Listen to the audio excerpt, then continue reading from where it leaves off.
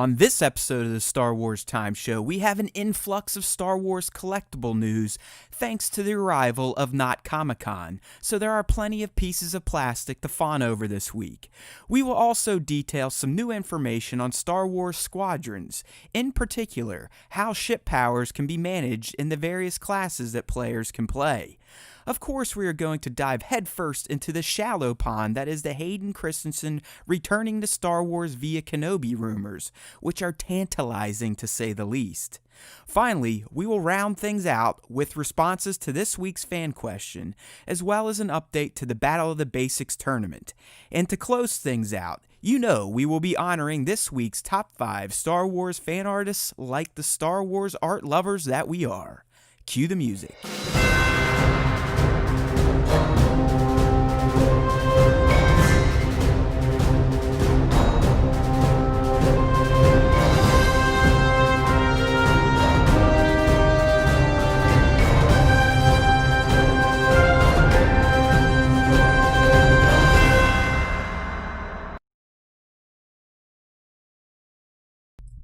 Hey now, everybody, I gotta figure out how to work those buttons with my sausage fingers so I don't kill the audio this time, and hopefully the audio isn't dead. I'm seeing green, I'm seeing yellow, I am seeing red if I yell, so that means you guys can maybe hear me or maybe not. You know how we do it. This is the Star Wars Time Show. Welcome, everyone. It's good to see we've got some of the fandos, aka assholes, in the chat for the live stream version. Welcome, our friends. We speak your dirty ass names. All right, dude. So we got a lot to talk about. We didn't think we were going to have a lot to talk about, but then San Diego Not Comic-Con kind of kicked off late last week and definitely in full swing this week with your typical retailers and whatnot sharing all of their new wares and collectibles and exclusives that would have been available in San Diego this week. But lo and behold, we have the death going around. That shit's canceled. We're attending it from home. So we're going to go through a lot of these reveals to start off, but that's not it. We're not just here to talk about toys. We've got this great Hayden rumor to kind of shake a little bit, kind of poke some holes into it, or at least speculate on where it could go. And then, as we always do, it seems the bread and butter of the Star Wars Time Show will be our final segments, the fan segments, if you will, where we've got a new question of the week. We've got an update on the Battle of the Basics bracket. And, of course, the top 5 Star Wars fan artist features ball-sucking segment of the week. Yeah, plus the Matt Haywood shot breakdown this week. Oh, so you no, get to it's hear one of Matt, those. Decimate his own work and further dig himself into a depression. I mean, hole. it's a good thing we do this because I don't know if I'm ever going to shoot toys again. I mean, it's been at least a month since my last shoot, and that one didn't go well. That was the old knife through the table, fist through the table shoot. And these days, as we talked, getting online, just everyone here at House Haywood is starting to melt a little bit from being locked up. 2 parents working and having a 4-year-old that can't just stare at a wall and watch paint dry all day. Like my kid, like me, is supremely intelligent. No moron brain. So she needs constant interactions, always asking questions. Why, this, that, and the other thing. It's good that she's not just like an iPad YouTube zombie. Dude, trust me, she would be if I would let her, because she gets her YouTube Kids. She has to earn her time by doing ABC Mouse first. But once she gets on YouTube Kids, she could sit there and just crack out for hours on end. Then she starts talking like all those little weasels on YouTube Kids that their parents have essentially exploited to make millions of dollars. Like she'll just start talking like, I was like, it's cool to make voices and that type of stuff. Cause your dad, you hear me, I make voices, I make the cats talk and all that. But when we're talking as humans to humans, don't talk like an idiot. All right. So it is what it is. We're here. No one's dead yet. I'm not divorced yet. The hats are in stock. They're just not on the website. Yeah, the hats are. You saw the box. The hats are there. So don't fucking give us any more shit about these hats. And I'm going to tell you right now, I'm probably not going to do anything with them in terms of getting them on the site for at least another 2 weeks. I've got 2 more weeks of this semester to clear up as a professor, and then I'll have 2 weeks off. I'm not going to the beach like I usually do, so I'm going to have some free time to do that type of bullshit work. So good chance within the next month, I'll say, we should have the hats up on StarWarsTime.net for you to spend thousands of dollars on. I'm even getting to the point where I might just spend some time and go on, like, was it Teespring or T Republic? Oh, say T Republic. Yeah, and just, we own our logo. We might as well just fucking start uploading the shit. And if people want to, buy through them and get some hoodies and this, that, and the other thing, I'm kind of feeling that at this point too. So yeah, I mean, it's easy enough. And if there are people out there who want to sport the Star Wars Time merch, then we're all for it. Yeah, I'm very protective of the hats. I like hats to look a certain way. And I know sometimes if you use a service like T Republic or whatever you call it, T Public, they come out looking real It shitty. can look kind of janky. I mean, the stitching isn't right. But in terms of doing t-shirts, long sleeves, hoodies, I'm okay with them. Hey, here's our logo. Here's a few designs. Let's rock and roll. I may be reaching out to some of the fandos, cryo photography, for some design considerations on what a cool looking shirt, hoodie, logo combination could be. But you never know. Again, this is the Star Wars Time Show. This is me talking. So none of this is going to happen in a timely fashion. These will be available for Christmas 2021. So mark it on your calendar. Right. Get ready. I will. The hats, no joke. My goal is within the next month, the hats are going to be on the site to buy. In terms of getting set up with one of these, super duper t-shirt, we'll split the profit manufacturers, that could be down the road. But at this point in time, it's like, fuck it. Who cares? We've got at least 5 people that really like us, so we might as well let those 5 people buy our shitty logo clothes. I mean, like, we don't even have logo t-shirts or anything like that. Like, we legitimately, the only piece of Star Wars merchandise that or Star Wars Time merchandise that either of us have are the hats. and Nick can't even wear his. I can't wear it. So, that's it. Right. So if you guys go out and, we do this Teespring or whatever we choose to do at the time, if you go out and buy some Star Wars Time merch, you'll have some before we. And I'm with you, Klondike. I think we'll definitely keep the hats exclusive to the site, but in terms of shirts and whatnot, at least just general run. Yeah, I was thinking like maybe our logo on the back and the saying on the front, or just the SWTS something. I don't know. Like I said, would have to consult some design people, but we'll see what happens. So we'll see what happens. But you get Adrian. Adrian works for a t-shirt. There we go. I'm wearing it right now. I'm committed to wear a new action figure Snap Scent shirt every week. So, and so far we have not doubled up, which is fantastic. Yeah, no, it's crazy that we haven't, because we got mostly the same stuff, but we got so many that it's like, it was awesome. Could literally go 2 months without wearing the same shirt. You did get the Bad Batch shirt and I didn't, so that's kind of fucked up. That's fucked up, Adrian. It's all good, buddy. All good. And I don't even know if I could wear mine outside of the house because I asked for smalls and these are small. Like, that looks like. He looks like Lou Ferrigno getting ready to Hulk out. Miniature Lou. Yeah. Little Hulk. All right, man. So I don't think people tune in to listen to talk about fake merchandise and shit we're never going to sell on the website. So let's get into some items that I know Star Wars fans have already spent money on or will be spending money on. And those are all of these new action figure reveals. We got, I think last week at some time, we got the first new reveals, which are these Clone Wars Siege of Mandalore Black Series figures. All right. Nick, I know you see this stuff. You're like, okay, cool. But you don't really get into the nitty gritty and how the community reacts to these things. I can tell you these figures right here almost started a riot within the Star Wars Black Series community. Okay, so I would assume your not good reception was in there. Like, what were the problems with this? First and foremost, so we get this reveal for those of you listening on the radio. Last week we get a reveal. I think X-Clue and IO9 kind of tipped us off, but Walmart they're having a virtual Comic-Con exclusives, whatever. As a part of that, they were getting 4 Oh, there you go, Tones. 4 exclusive Star Wars Black Series figures from the final season of the Clone Wars. So, okay, so far it doesn't sound too awful, but then you got to, kind of remove yourself from just not being a collector and get yourself into the collector mindset. Okay. Getting exclusives from Walmart is a shit show disaster. It's terrible. Really? So that was the first bone of contention. Okay. The second, anyone that doesn't live in America basically has no shot at these 4 awesome looking figures. Okay.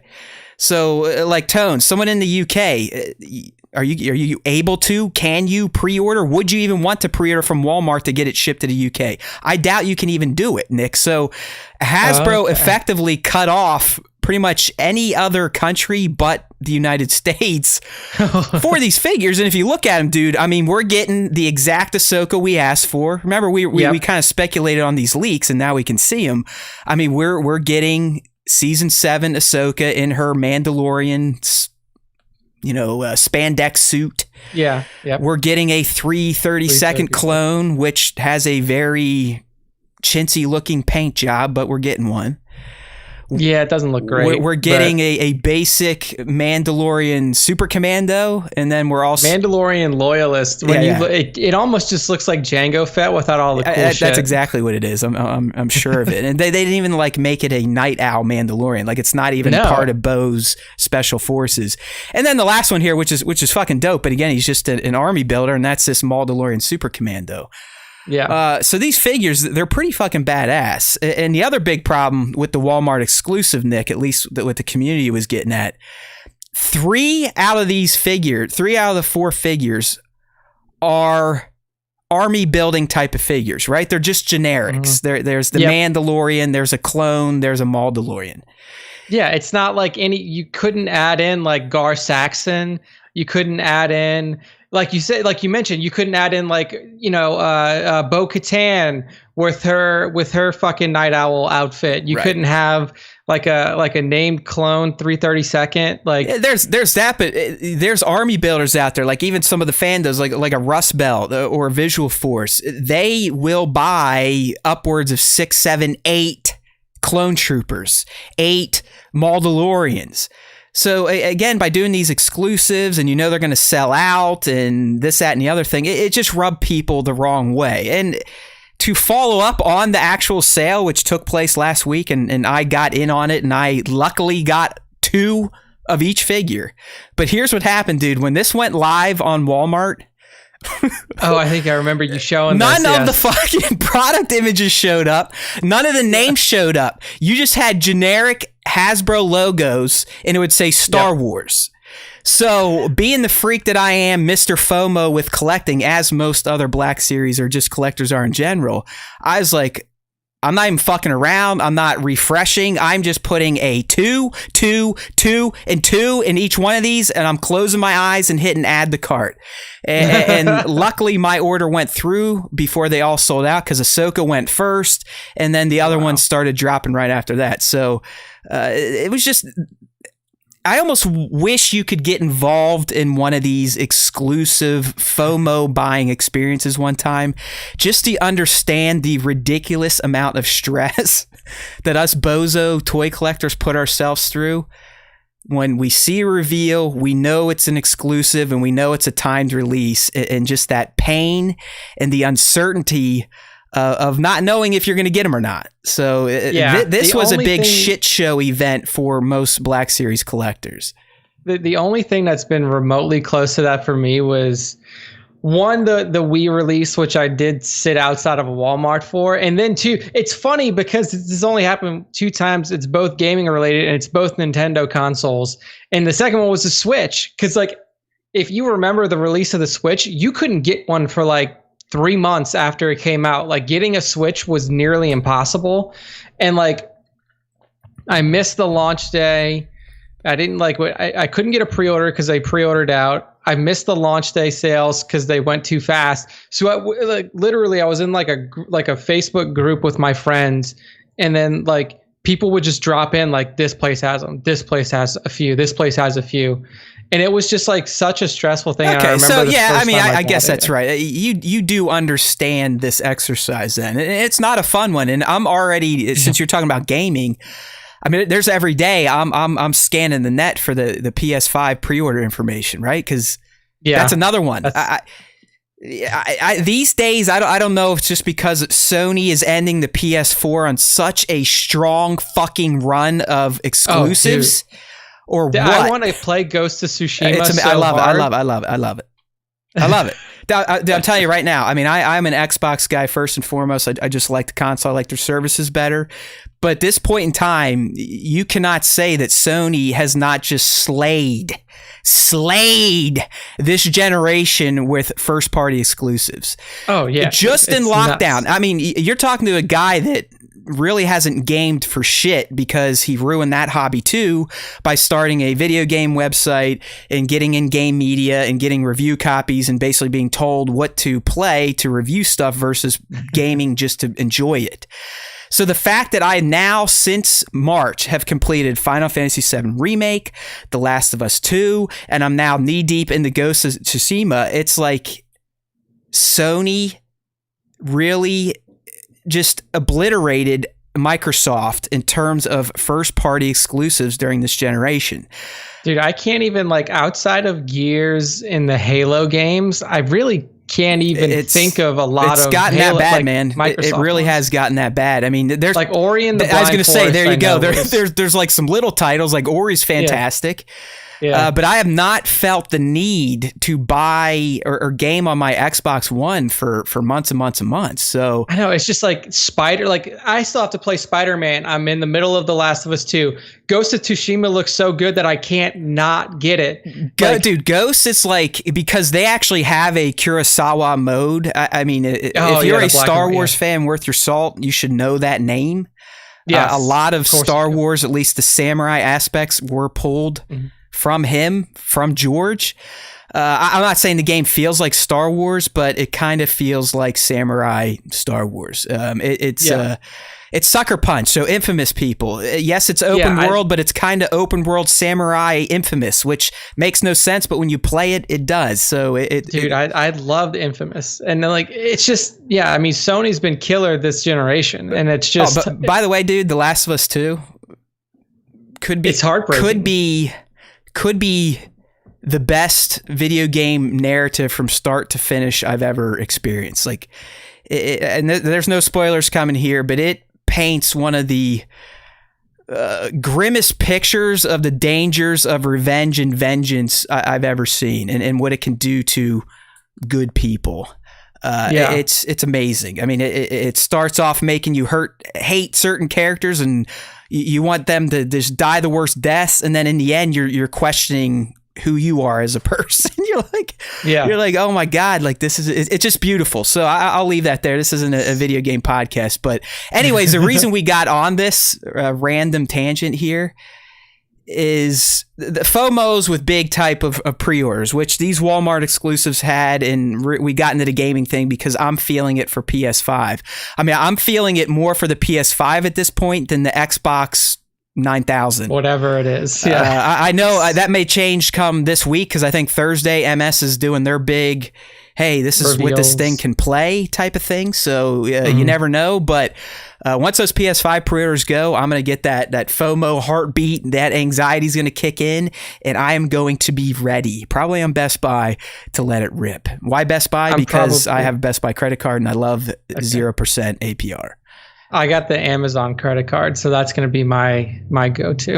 I'm going to see if I can get an Amazon pre-order. All right. And I'm going the disc version, people. You are? Drop the extra money. All right. I think because I got so many old games. I don't think I'm going to finish my backlog for PS4. Yeah. Like, I still have God of War. I still have Spider-Man. Yeah, you're right. I'm doing this too, because I still haven't finished the first Horizon Zero Dawn. Right? Yeah, I haven't finished that yet either. I mean, fuck. So I think some of the people here, because I know you were in video game media for a little bit, so you understand it. I know people at high up Sony now. We're fairly good friends. We remain friends, and the one guy at Sony, this is what happens at Sony. Just take this in, people. If you work at Sony for PlayStation, every fucking game that releases, they put on your desk. Like literally a physical copy if there is one, or a code if there is one. So this guy, I mean, he's a little older, late 40s in his 50s, probably didn't game very much. He knew I was running a game site. He'd just be like, hey, dude, anytime my desk starts to fill up with games, I'll just send you a care package. I was like, all right, cool, whatever. Didn't even think about it. And just, one day, a fucking huge box, like I'm talking weighs 20 plus pounds, shows up. Stacks and stacks and stacks of unopened PS4 games that are still mostly sitting in SWTS HQ. So yes, I get you. You're right. I'm going disc as well. So welcome back to the PS5 Time Show, starring Matt and Nick. All right, dude. So these Walmart exclusives at this point, they're pretty much gone. You're going to have to scalp or whatnot. I did get an extra Ahsoka. I'll sell it to you for at least 3 to 4 times the cost. Thank you. There you go. That's called flipping it to pay for your own addiction. Once we get the SWTS shop up, Matt will also use that for his that's going to become ring. my personal scalper eBay. Yeah, just gonna everything's gonna be at least double price to cover the cost of my initial purchase. Exactly. But that's not all. I mean, like I said, there's a lot of Star Wars toy news today. So if you're not one of those type of people, maybe tune back here in 20 to 40 minutes, because we're not done with the Black Series reveals yet, because we got a few others this week. This one here, we got this is kind of a cool set. It's the Heroes of Endor Black Series set, which ships with. We got the Ewok, we got Han, we got Luke, and we got Leia, and they're obviously styled after their Endor garb. Outside of, I kind of wish. Don't you feel like Han should have got his trench coat or his duster? Yeah, something to make him look like he's actually ROTJ Han. Because, I mean, granted, for the most part, he's wearing this pretty similar garb, but he does have that camo like coat that he's wearing at one point. So if they would have given him that would have made it look a little bit better. You also get a speeder bike with this as well. And this is a Hasbro Pulse exclusive. So, and it's not up yet. I'm checking right now. It is not up yet. There was no pre-order information available. We got this through Xclu. They dropped this a couple of days ago or yesterday, and the entire set price is $109.99, so $110. That Han, I guess that Han is not too shabby. I don't think we have one of those yet. At least the vest look like that. Or maybe we did. Okay. I can't remember if the New Hope... Yeah, New Hope, he would have blue pants on. Face looks a little different, too. I mean, they don't look bad. Yeah, I mean, and you got a soft goods little cloak here for Luke. Do you think Leia's getting one, too, or they just sent her with a fucking helmet? I think she's just got the helmet. Yeah, as Klondike says, like, where's Leia's poncho? It's like, what the fuck? That's so weird that they only gave. They were probably like, well, the poncho can be used for Luke or Leia, but like if you want to shoot them together, sexist motherfuckers at Hasbro. Like, what are we talking about here? Yeah, it's like what's happening here. I also like that they got Paplu with the speeder, so you can reenact him stealing the speeder. Yeah, I just want to know if his shoulder or elbow joints will be strong enough to where we could have him flying off the back, right? Because when he takes off, his little furry ass pops up. His feet come up. Yep. No, this is a quality set. It really is. I mean, outside of Leia getting shortchanged, I agree with Tones here in the chat. I think that Han face is fantastic for Harrison Ford, ROTJ. They always struggle with Luke. You can't really tell. These are a little blurry. I mean, he looks okay as ROTJ Luke, but for some reason they cannot figure out Mark Hamill's face in action figure form, at least at this scale.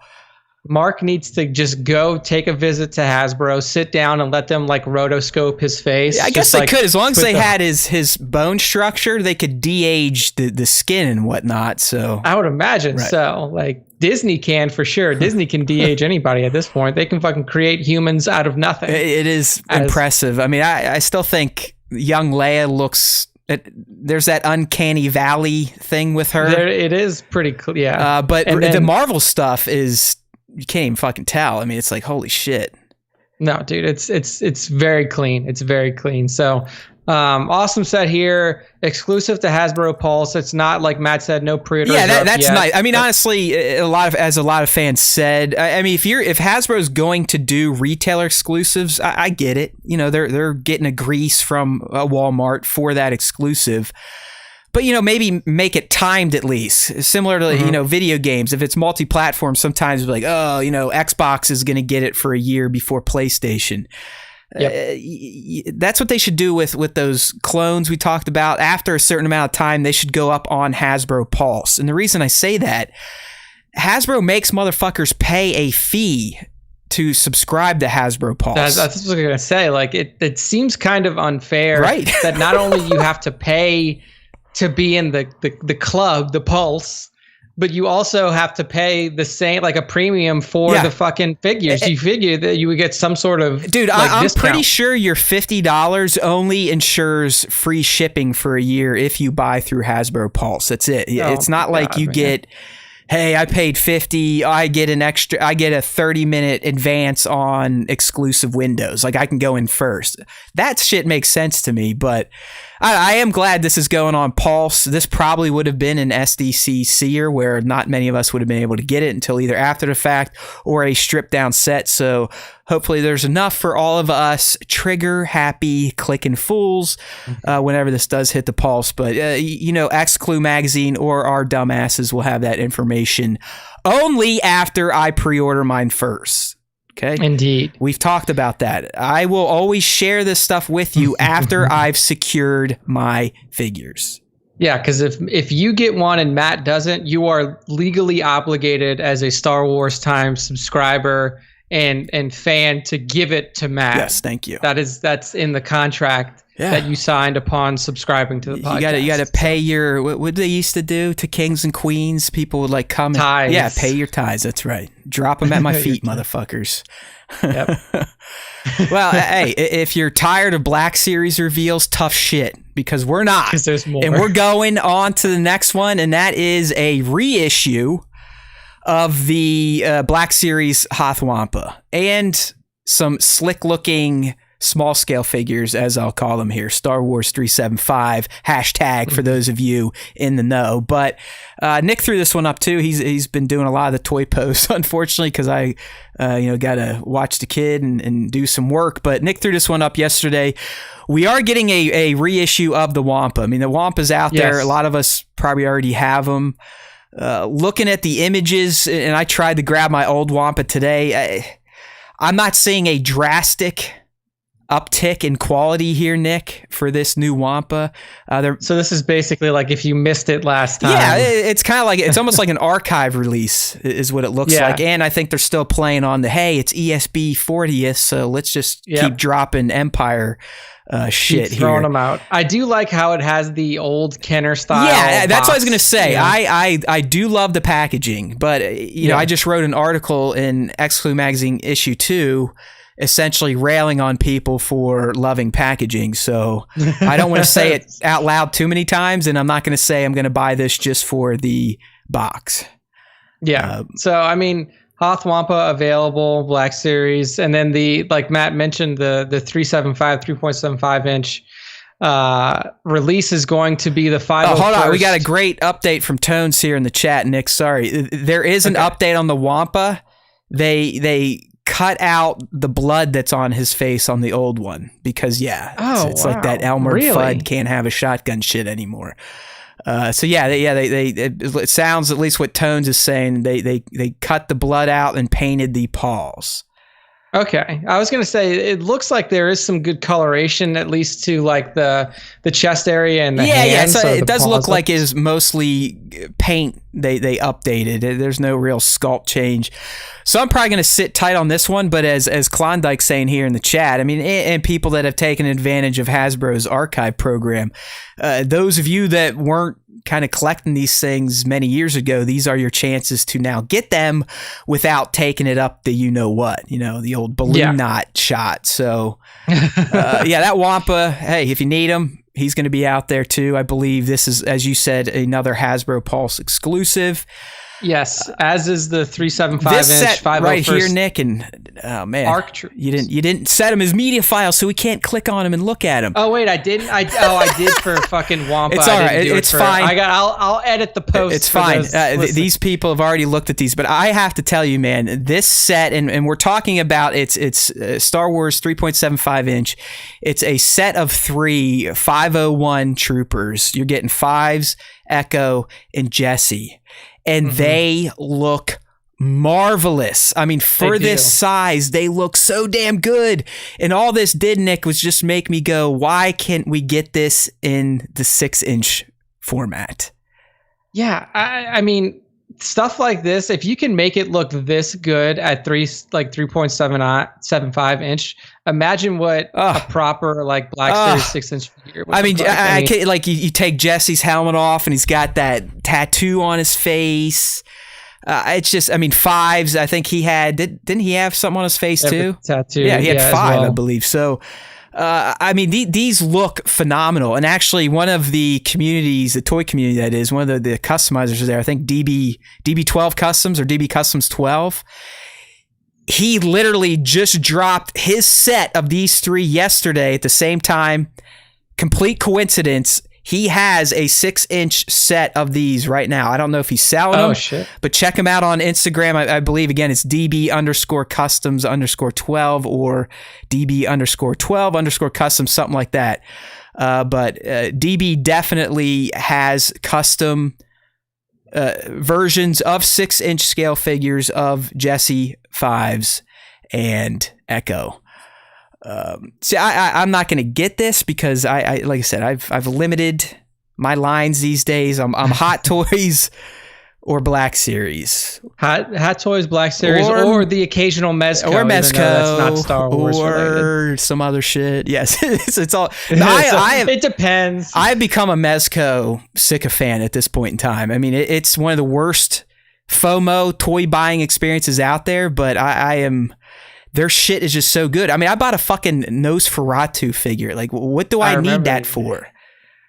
We talked about that last week, and I don't need it. I mean, but it's Mezco, and he looks great. Like, I took him out. He feels so nice. He's got his little cloth clothes. See, mashups. You use that Nosferatu in a mashup with some Star Wars figures. You have him like looming in the background. Yeah, he would be good to go with some Night Sisters, right? Because they're kind of into that mysticism stuff. But exactly. I mean, so I've moved on from the Star Wars small scale, but this set just. It almost looks great enough for me to even break my rule and just get these guys. But I can't because I passed on the Luke Skywalker triple set that was like this. Same quality. It was different versions of Luke. So I can't sell out my man for these clones. But hot damn, man. Let's go, Hasbro. Get these in 6-inch format so they can join their captain, Rex. Hopefully so. So September 20th, or September 2020, not 20th. These are also Hasbro Pulse exclusives. Right. So if you're not paying your tithe to Hasbro for the Pulse membership, do it now so you can get some of these. Get your free shipping, but don't worry, I'm not going to snag up any Wampas or any of these small scale 501s. So I'll leave those for the fandos to fight over. Yeah, Klondike, don't even start on the new Gomez this week. I know it's dropping tomorrow. If you're listening, when we drop audio, it's dropping on Wednesday, the 22nd, and I guarantee it'll be sold out in about 5 minutes. We'll have rejected payments regardless of how many valid forms of payment you submit. That is the Mezco life. So, but unfortunately, Mezco still ain't down with Star Wars, so we're moving on. Yes. All right. So the last reveal we got in terms of at least Black Series and Hasbro releases that dropped just today, and I saw some stuff in the chat earlier. This was an odd one, Nick, because again I feel like this was an intern button push mess. Basically, what happened is Target. Out of nowhere today, like zero announcement, zero time to prepare, put up a Star Wars Galaxy's Edge exclusives store. I see that. Okay. Wow. Okay. So I first heard of it from Xclu, who first heard of it from Yakface, who eventually heard of it from StarWars.com. Like StarWars.com didn't even have their post up about it until this morning after everything already sold out on Target from people getting the leaks from other sites. So if you're looking for these new reveals, we've got this, and it's actually a pretty slick looking first order figure, right? This Captain Cardinal character. I was going to say this Captain Cardinal. I mean, there definitely wasn't a Sith trooper named within the movies anywhere. So this has got to be like just like a new little moniker that they threw on this guy. Captain Cardinal does look pretty cool. He's got that awesome cape he's whipping, and then the sweet ass Sith Trooper red armor. Yeah, but hey, guess what? He was gone. I mean, literally, as soon as I got wind, I went over to Target, sold out. Pre-order's gone. Pre-order's gone. This guy was gone. The only things that are still available, I'm looking probably on this shithead, probably DJ Rex, right? No, DJ Rex is sold out. All you have is Hyperdrive BB unit. Yeah. So the red BB that we see a little bit further down the post, and the ITS transport Lego. Oh, that came back in stock. That is back in stock. So I may have to go buy that, because that was out of stock when I first looked on Target. Yeah, so that's still there. It says pre-order now, and then everything else is sold out. DJ Rex, Captain Cardinal, Smuggler. I'm sorry. Like I could have got the DJ Rex the time I got on. I was just like, why? I mean, I know he used to run Star Tours. I know he's the DJ in the cantina now. But fuck off. Like that to me is just like pure Disney Star Wars. Let's make more money. I like it because of the Star Tours thing. Yeah, I just like. I knew you'd like it. I knew you'd like Star Tours. Well, so many times. Right, you have that. You've got that strong tie to Disney. So I get it. I do understand why people. It's probably more of a sentimental buy. Yeah. But I have no sentiments for this shithead. So I left him for other people to snag him. But it was weird, man. It's like I said. It really is, like Klondike is saying in the chat, Target did collectors dirtier than Walmart last week. It was a stealth, ta-da, here's all this stuff, and unless you are following these secret toy channels, like a Yak Face who always seems to get scoops, or X-Clue magazine, even StarWars.com, their post for this was not put out until today. Yeah, I'm sure that some, like you said, usually media reveals happen on like Tuesdays and stuff. I mean, I know this isn't media, this is merchandise, but it just came out of nowhere. I mean, dude, like even the Walmart stuff last week, they at least said, hey, look, these are new figures. And hey, tomorrow at this time, they're going on sale. This Target Galaxy's Edge debacle, it was like, okay, you either found it or you didn't. And by the time you did find it, if you're a real collector, they're probably already gone. And there's like, dude, this small scale Falcon is ridiculous. Like, I don't know if you look through some of the images, but I mean, it is loaded. I mean, it's essentially the ride. That's why Hondo and Chewie come with it. Run ride from fucking so you get a Hondo, you get a Chewie, you get some Porgs. It opens up. It's almost like a little play set. I mean, it's a slick, small scale Falcon. It's a big one too. Gone. So it's just odd. I mean, even the Funko, that's nothing I care about these days. But 3 years ago, I would have been heartbroken to find that fucking R5 just disappeared before I even had a chance to click on a link. So.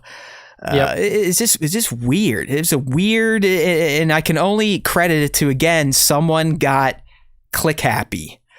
Boom, publish. Oh shit, here we go. Now let's just unleash everything, and sorry, you know what I mean? So, well, there you go. So these all are supposed to be dropping August 30th. So if you want to get your pre-orders in for anything that's left, like I said, the Hyperdrive BB unit or the Resistance ITS transport Lego build set. I can't believe that Lego popped back up. That's all you really got. Yeah, you're right. Pre-order sold out and everything. I've got it up on the screen so some people can see it right now. But yeah, we're just down to the Hyperdrive BB and the Lego. But the Lego was sold out earlier, so that's odd. May have gotten a couple of cancellations of the pre-orders, perhaps. I got to decide if I want this one or not. I'm not 100% sold on it. Anyways. Yeah, I mean, you don't really get any notable like little minifigs from it. You get Vi Maradi, you get Lieutenant, I can't even read it. She's cool. Like I don't know her name. I mean, but she's like one of the main characters of Galaxy's Edge. I mean, that's a dope ass looking minifigure right there. I like the two-tone hair, but Yeah, it's just like Lieutenant Beck, which is like looks like a Mon Calamari. I guess here we're not huge just ship people. Like I still got the little one. I kind of like when they're more of a Lego playset type of deal. Yeah, like something that she can actually go and like have fun this with one. after. This one, I don't know, but I don't want to take up people's times with my hemming and hawing on how much money I'm going to waste on Star Wars shit. And Lego, anyways, we moved on to Harry Potter, so we're in a whole other universe these days in Legoland. All right, so in terms of the little pieces of plastic, those were the newer updates that more than likely were released because of SDCC at home. Now moving on to the big boys, the expensive shit, the Star Wars Barbies, as I like to call them. We got a kind of a... It was a wonky tour of Sideshow yesterday. I mean, live from Sideshow. I mean, the first time they did this, the video was a disaster. It had, more lag than when video game first started to try to do online multiplayer. It was rough. But they eventually got it up and running, and one of the first tables they showed off was the Star Wars table. And there was a lot of either just brand new figures or prototypes of figures that haven't been revealed yet.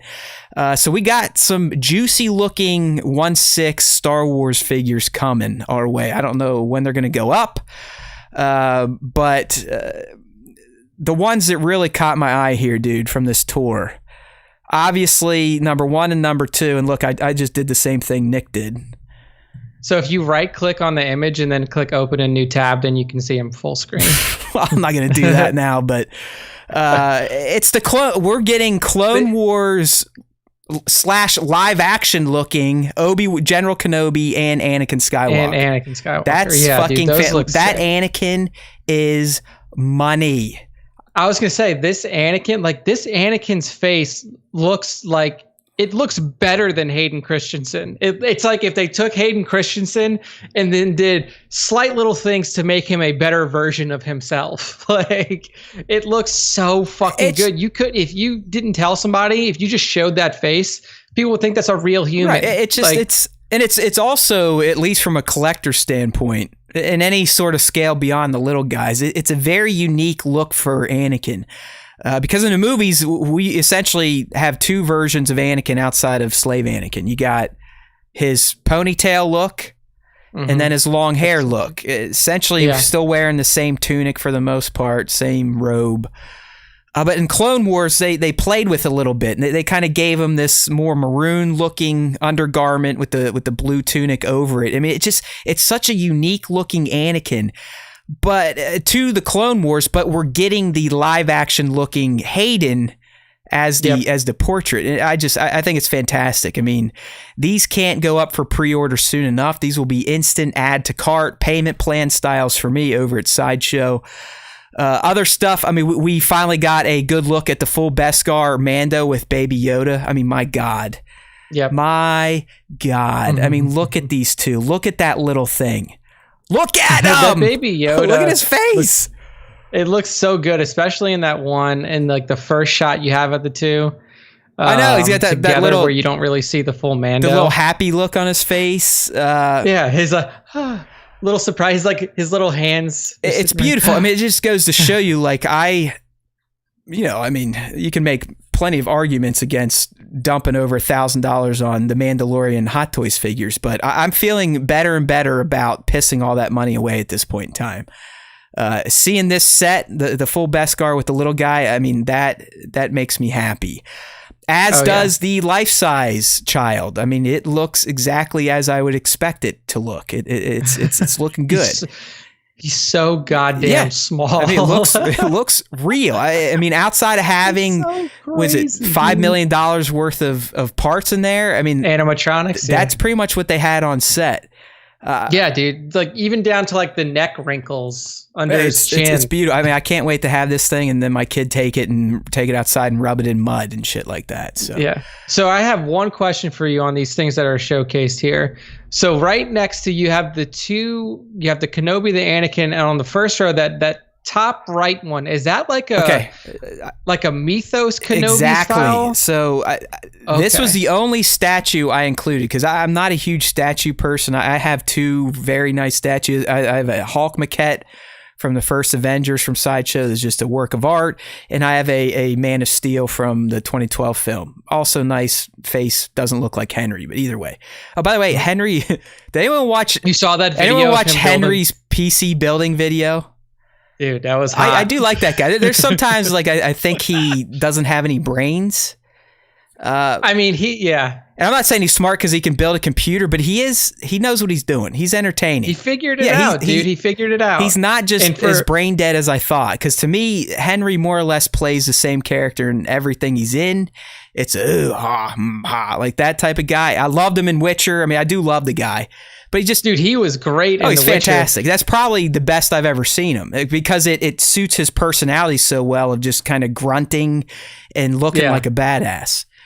Yeah, but that I will say, if you've never built a computer before, it sucks. And you don't have anybody there to tell you what to do, it's not that easy. It looks intimidating because you're just looking at a bunch of circuit boards and shit. It was fun, man. Go check out Henry Cavill on Instagram. It was from last week. It blew up. I mean, it went viral. It was so funny. It's worth I think it's like a 5-minute long video, and like it's apparently worth it. The women in your life will appreciate it even more, or anyone that likes the male physique in a sexual manner will dig it probably more than Nick and I did. I just thought it was funny watching him build it. My favorite is when he tries to put the chip in. It's like, oh yeah, he's like, no, you really have to line these pins up perfectly. Yeah, like if you fuck up, especially with AMD processors where your pins are on your chip, if you fuck it up, you fuck it up like permanently. Chips toast and possibly the motherboard itself. So anyways, tangent time. We're talking about statues. They did have a bunch of their Mythos Star Wars statues. I mean, the mall one you shared. I think there was like a female Sith one they had up there, but then they have the reason the Kenobi's up there because this is a brand new one. So this is a Mythos Kenobi statue. And again, just looks fucking gnarly. Like I love how they have the cape going out. I don't know if the cape's part of the statue or if it has a wire in it. You can pose it. Either way, I'm always going to love a good looking Mythos Kenobi. I think Mythos Kenobi is one of my favorite made up figure or characters out there. Yeah, I mean, this looks like right after he got to like Tatooine. That's kind of what it looks like to me, is like you can see a little bit of tatter on his cape. You can see that his like tunic is like a little scorched and, browned from his time on Mustafar. And even his face looks like it's got like a little bit of, dust. Honestly, dude, this Mythos Kenobi, it sort of reminds me of how they're styling the High Republic Jedi. I mean, I know they don't have armor, but they feel more like knights than the monk Jedi we met in the prequels in the original trilogy. You know what I mean? Yeah, they're much more protectors. Yes, like with the armor and with the weaponry. This statue of Kenobi, it just looks like a typical medieval knight. Yeah, albeit with a laser sword. He doesn't look like he's going to go somewhere, flip a hood over his head, and think, right? Yes. No hood here. He's just got the badass cape whipping, and he's ready to fight. I also like the effect they gave on the lightsaber as well. If you look towards the bottom, right? Yeah, you kind of get that almost like the Kylo Ren, too much raw energy emanating from it too. Another one that as Tones is saying in our chat, got him moist. It got me a chub, and that is Hoth Pilot Luke. I believe there's a Sideshow version of this guy that's been out for a few years, but this is the Hot Toys version. I don't have the Sideshow, so this is a no-brainer for me. 100%. I also think Hot Toys is eventually going to release a Bespin 1/6 scale Luke, which I'll also need.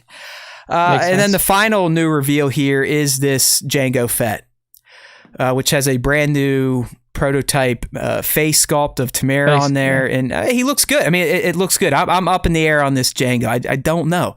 Jango it's never been a character that I've really given two shits about. I mean, he's one of those guys that like he probably could have played a bigger part in some of the expanded universe stuff, considering how important he was to the story. Like, that's what I mean. He's a huge part of the fucking story, but they just never really went into him enough. Like, anytime they let him talk, it was terrible. I mean, the meeting with him and Kenobi It's almost like the wishy wish scene, except they throw around curious nonstop, right? Like, I mean, Kenobi says curious at least 500 times on Camino.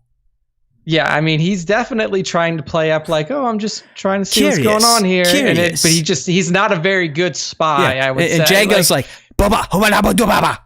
And Boba, like Daniel just looks like he's a kid acting, and I don't, whatever. We're not here to rail on clones. I mean, that's too easy, but I think this figure looks fantastic. I just don't know if it's something I give two shits about. I mean, if I'm going to get a Tamara figure, I'd almost rather. I mean, I am getting the Rex, so that's our bleached blonde Tamara. I'd almost rather get the Cody, and I don't even have a strong desire for that one. So I don't know. Maybe I just fucking hate clones, or maybe I hate Tamara Morrison. I don't know, but this one, even with the Mando armor, just it isn't moving me quite yet. That isn't saying I'm not going to go below the 250 or whatever it's going to be, but just not moving me right now. Maybe later. That's a maybe later one from Matt. So, I mean, all these, these new reveals and these new figures look great from Hot Toys, as they should. I mean, for me, it's just, I don't know why, but that one fucking Mythos Kenobi statue just stood out hardcore. But this brings us to the end of all of our fucking toy reveals for this week. It seemed like you had exclusives all over the place, whether it be Walmart exclusives or Target exclusives or Hasbro Pulse exclusives and all this different shit. And now, I mean, I expect that, our toy photographers and collectors out there to have spent a pretty penny within the last week or so. Hey, Sideshow's running a deal right now. $200 off the legendary scaled Darth Vader, which, how much you think it costs? $4,000. $2,550. Dude, okay. So now with the $200 off, it's only $2,300. It's always funny. Like the sideshow sales are just ridiculous. Like, hey, $200 off. Free shipping on your $300 figure. It's like, thank you, guys and girls. Like, that's fucking awesome. You're so nice. If I would have paid $5 for shipping if it got here in 2 days. Oh like, my come God. on. Yeah, I don't think any of this stuff is up to pre-order yet. Some of it's just like if you've been on Sideshow, at least the Obi-Wan and the Anakin are the old RSVP. We'll let you know when the pre-orders go up type of deal. So we don't have any of that information for you just yet. And Sideshow's not loading now. So let's just move on, man. We're going to get out of the toy arena and into our last just newsy type of post before we get into some fun speculation on our boy Hayden. And that is, we got a pretty detailed update on Star Wars Squadrons from the official Star Wars website. And it really went into the available starfighters you're going to have at your disposal, the power management system, and the classes, if you will, as well as, I think there was some long-winded bullshit on how they designed the HUD to look, if you're into that type of nonsense. As long as the HUD functions, I really don't care. Oh, dude, I don't know if you read the article on StarWars.com, but one of the people just, went on for like 2 or 3 paragraphs about the HUD and what the cockpits look like and shit. It's just like, dude, we might get in, and if we're in VR, we might look around a little bit to look at the little knobs and shit you incorporate that make it look like it was built for 1977 Star Wars, but who cares? Yeah, it's like, as long as it tells me if I can shoot, where my shields are, I don't care about anything else. All right, so we have 8 starfighters in the game. We've got the X-Wing, the T-65, the BTL A4Y wing, the RZ-1A wing, the UT-60D U-wing. So those are your good guy ships. Yep. Bad guy ships, the TIE Fighter, TIE Bomber, TIE Interceptor, and a TIE Reaper. Okay. So each one of these ships is going to have their own unique feel in terms of how they fly, as well as their own functionalities. But in general, most of these ships are going to share primary weapons, countermeasures, hull outfittings, engines, and you're going to have 2, they're calling them auxiliary abilities, like dropping mines and shit like that during a battle. So even though you might want to pick a different type of ship, everyone's going to still kind of have these same types of features. That's very similar to, like the old Battlefront games, even though the guns were technically different, like you would use an E11 blaster for one side and a different blaster for the other side, like they still function the same. And that's basically to prevent imbalance and,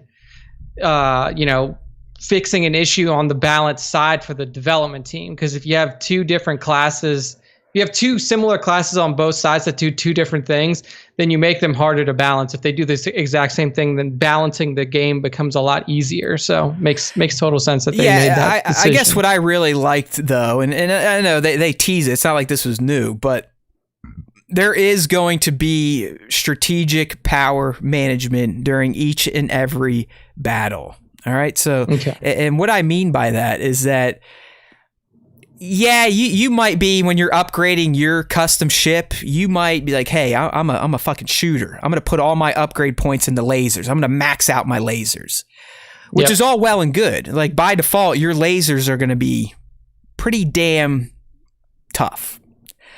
But with the power management system, you also have the ability to transfer power from shields and whatnot, or engines, to your lasers. So what I read, let's say you already have your lasers maxed out. You can essentially get a super duper charged laser if you reroute power from engines and shields to your already maxed lasers. So while there's a power management system that allows you to shift power dynamically between those three systems to give you an edge, or maybe give you more shields, give you more speed to catch up, or just give you more powerful weapons, just because you max out a certain power system doesn't mean there's still no strategies in adding more power to them. So there is going to be kind of an over 9,000 type of move for shields, engines, and lasers for those players that may have them just naturally maxed out. But it really took me back to the X-Wing TIE Fighter days, right? Where that was a huge part of those games. It wasn't so much dogfights and fighting. It was more, you have to escort a convoy, maybe drop a lot of your power into your front shields, because you're going to be, facing fights, or you need to get away, or you need to dogfight, so shift some of your power to the engines. So I do like this. I do like that Squadrons isn't just going to be full-on arcadey shooter shit like Call of Duty, fucking spawn and shoot, die, spawn, shoot, die, spawn, shoot, die. That's at least my life in multiplayer games. Spawn, shoot, die. But yeah, I mean, it's definitely, it seemed like a more strategic game when they first announced it, considering that their modes are going to be 5v5, and it's not going to be like this 100 versus 100 or this massive scale battle. Usually when you have these smaller squadron style games, you do have a little bit more strategic, more of a strategic element to it. And I like that because it makes it kind of like a more tactical shooter, kind of like a Counter-Strike or a Rainbow Six, something like that, where you don't just go out there and like, okay, I got 2 kills and then I died, so it's okay. Like you really want to try to maximize every bit of your time on the field to make sure that you're giving your team the best chance to win individual rounds. And I actually think it promotes coordination. I mean, these games, let's be real, another reason I don't really do a lot of multiplayers, because you need to be on there with people you like, people you want to game with, so on and so forth. I mean, there's not many people I know that I like, first off. And really anyone that I would game with these days, they're all moving into their 40s, up in their 50s. So they're just like me and don't have a bunch of free time to fuck off for hours every night to really figure out team strategies, this, that, and the other thing. But I just see it here. Nick and I are on like, hey, Nick, I'm going to be the tank, all power to shields, and I'll be the one just kind of leading. He'll be behind me. He's like, all right, I'm going all power to lasers. Oh, shit, here they come. All power to engines. And he goes away and runs away and hides. But, I mean, you kind of get what I'm talking about. I think this power management, if done correctly, will really kind of ratchet up the team dynamic of this game, which could make it very addictive. Because I know when I used to play multiplayer games every single fucking day, I'm talking every day for a year or two straight, Gears 1, COD 4, I think outside of just having fun playing the game, it was getting online with the same group of dudes every night, shooting the shit, just talking, but also having fun playing, strategizing, get that guy over there. Getting better at exactly. the game. Yeah. That's exactly it. Like as you feel yourself getting better as a team, it just kind of adds to that. Ooh, I got to throw on Squadrons tonight. And I would love to feel that again with really any type of multiplayer game, because multiplayer gaming is fun. It is a form of competition for us old people. But these days it's like, why go get my teeth kicked in by myself? I'm not going to have anyone else to get their teeth kicked in with me. So I'll just sit here and play single player games. Yeah, it is hard to it's hard to find a group of people to play a game with nowadays. I mean, like you would think it would be easy, but it's just like, especially when you get older, like you were talking about, you don't have as much time. So I don't know, maybe when Squadrons comes out, this is like, I don't know what I'm going to get it for. PS4, probably. The good thing is I believe it supports crossplay, which is an ingenious move, and I'm glad all the big people finally just realize, like, hey, we can get closer to the PC fuckers here if we just open a few holes in our code to allow our network platforms to talk to each other. You really should. If I have a fucking PlayStation, Nick has an Xbox One, we should be able to play a multi-platform multiplayer game together. Yeah, it doesn't make sense to call it multi-platform if it doesn't matter. Right, like you can only play against PS4 players, you can only play against Xbox players. So I am glad that Microsoft's, and I know it took Sony, they were the last ones to kind of come around to opening up this cross-play shit, but I do think it's better for gaming as a whole, and I don't think it's going to hurt any of the big game makers out there at all. No, and I don't think so. I appreciate Tones. Tones says he would be my Porkins if we form up a squad, a Star Wars Time Show squad. Maybe we should. There you go. I mean, maybe we should. We could have like a rotating squad. We'll start a clan, if you will, the Star Wars Time Show like clan. A clan system out there. We'll make a. That'd be fun, but. I mean, honestly, Tones, when I played Gears, I played almost exclusively with people from the UK. So much so that when I took a trip over there to watch the Steelers play in Wembley, I met up and hung out multiple days with I was very good friends with these dudes from the UK over gaming. So that's what I'm saying. I mean, I miss that type of shit. And maybe Squadrons will give that to us with the added cherry of it being Star Wars. So, yeah, agreed. I'm looking forward to it. I think this game it's something that Star Wars needs right now, which is like a persistent game that's not going to just phase out. That's not just going to say like, hey, this is its 2-year development cycle. We're moving on to the next one. I mean, who knows? Maybe if this becomes popular, they do decide to iterate on it further. But as we discussed, they're like, hey, $40, take it or leave it. This is it. Yeah, they're like, we are not giving you content updates. We're not giving, this is the game. We're going to balance it, and that's it. Like, we're not going to give you a whole bunch of new shit. So, if it's popular enough, maybe they will decide to iterate on this, maybe go in and add some DLCs later down the line. We'll see. But I mean, hey, money talks, right? So if a bunch of people flock to this game and they see that it has a recurring player base, as in every night X amount of people log in, someone in a suit sitting there up in an ivory tower of EA is going to be like, okay, how can we monetize this? Yeah, how can we squeeze some more cash out of this, right? So daily active users, that's what counts for these game development companies. You never know. I am looking forward to it, and I will be getting it on PS4 due to the PSVR functionality. And I've just become a PlayStation homer these last few months because of all the exclusives. They killed There's it. So they many. Bought all the right studios. Man, they sure did.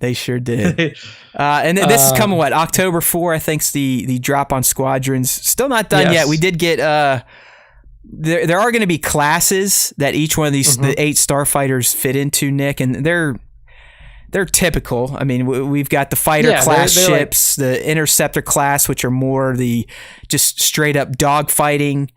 Where fighter class, I would think the X-wing and the TIE fighter, they belong to this because they're all around balanced. That's typically what I like to choose in a class-based shooter, if you will, is the bounce class, because I pretty much suck at everything else. So I might as well just take the middle road, right? Yeah, that's typically what I do too.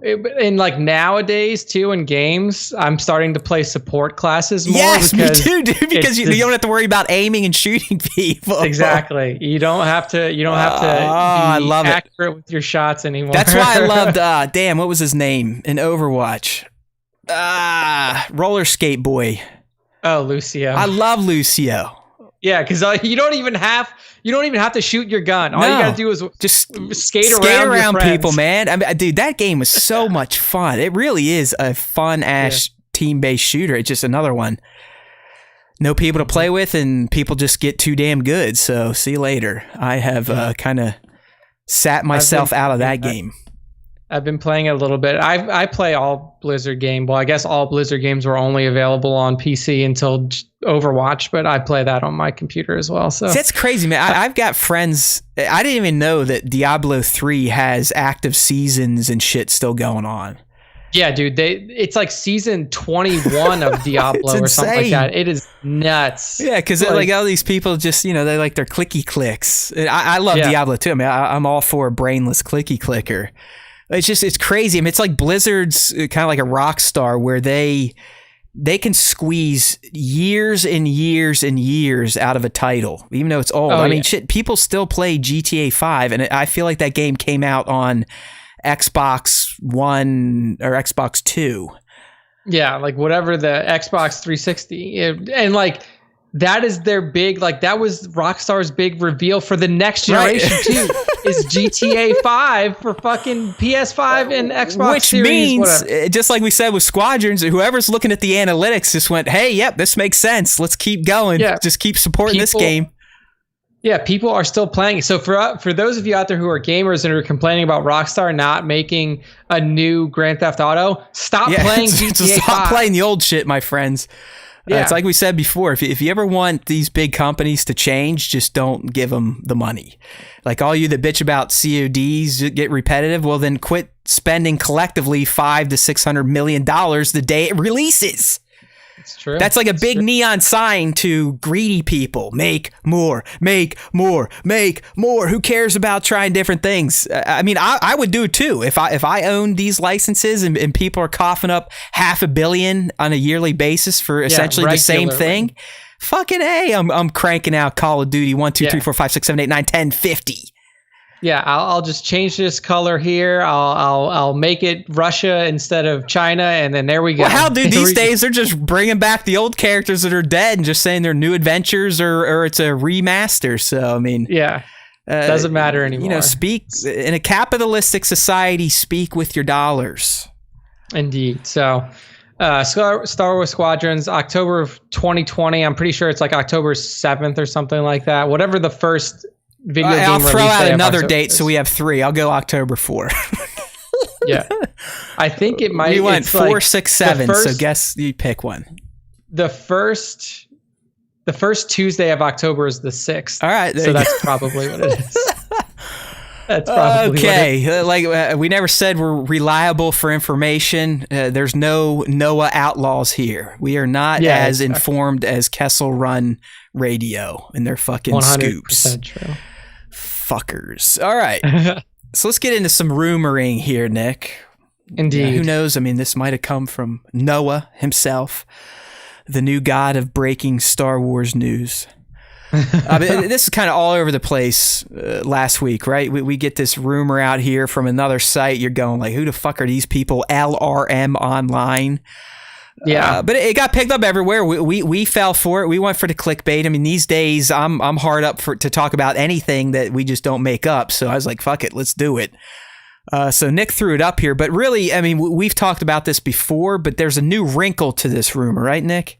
Yes, there is. So the Kenobi series getting Hayden Christensen as Anakin has been around for a while, but now LRM Online is reporting that quote unquote reporting that this deal is for a series regular.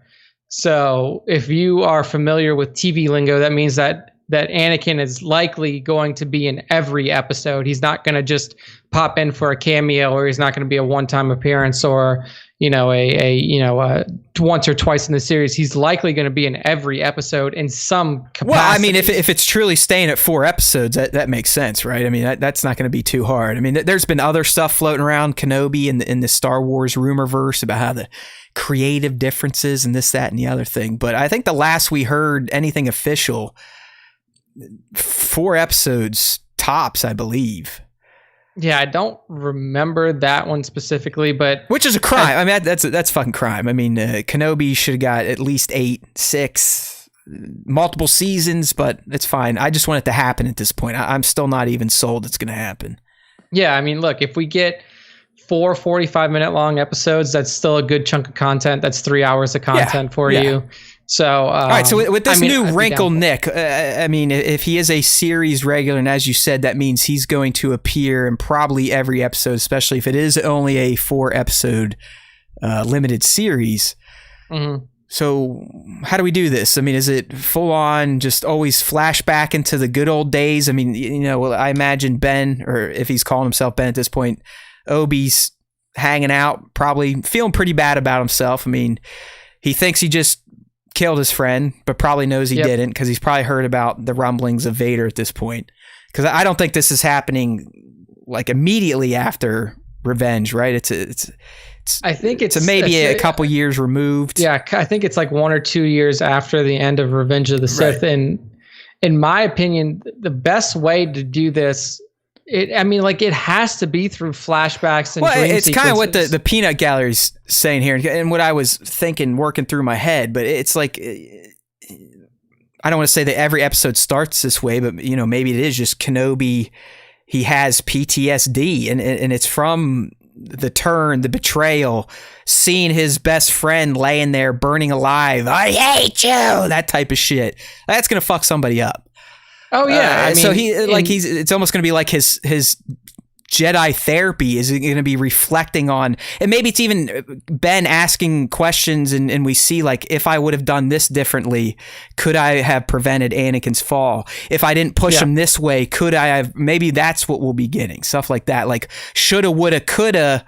In Ben's mind, even though there's really nothing he could have ever done to stop this, but any of us, if we lose someone this close to us, as tragic as Ben did, he's going to be trying to justify why he failed and what he could have done to avoid it. And I think that's what we'll get. Yeah, I mean, looking back on specific moments, the good thing is that since, Hayden is filming, and Hayden is, apparently signed on to do this, it's not going to be flashbacks of things that we've already seen before. So it's going to be completely new content. And it's going to be new content that's going to be it's going to give more context into the things around his fall, or maybe more context into his relationship. So maybe we see some Clone Wars, TV series scenes that are, reimagined for live action, or we get even more things that we haven't seen even inside of Clone Wars. Yeah, I mean, we just looked at his Clone Wars Hot Toys figure.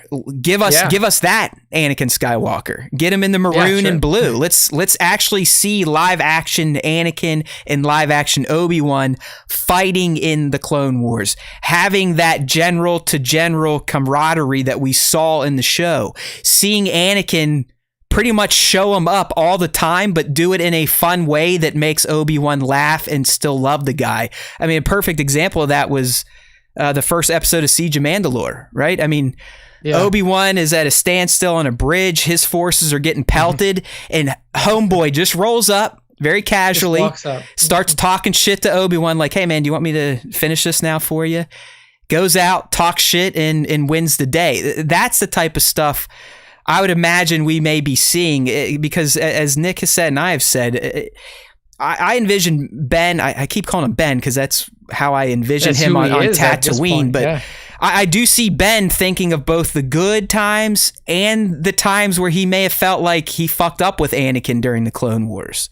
Yeah, and we might get insights into both, like their true brotherly love moments, but also their moments where Obi-Wan probably should have said, hey, dude, what the fuck are you doing, man? Like that's like some fucking Palpatine. Well, he wouldn't know Palpatine, but that's some that kind of feels like the dark side, brother. So tone that shit down a little bit.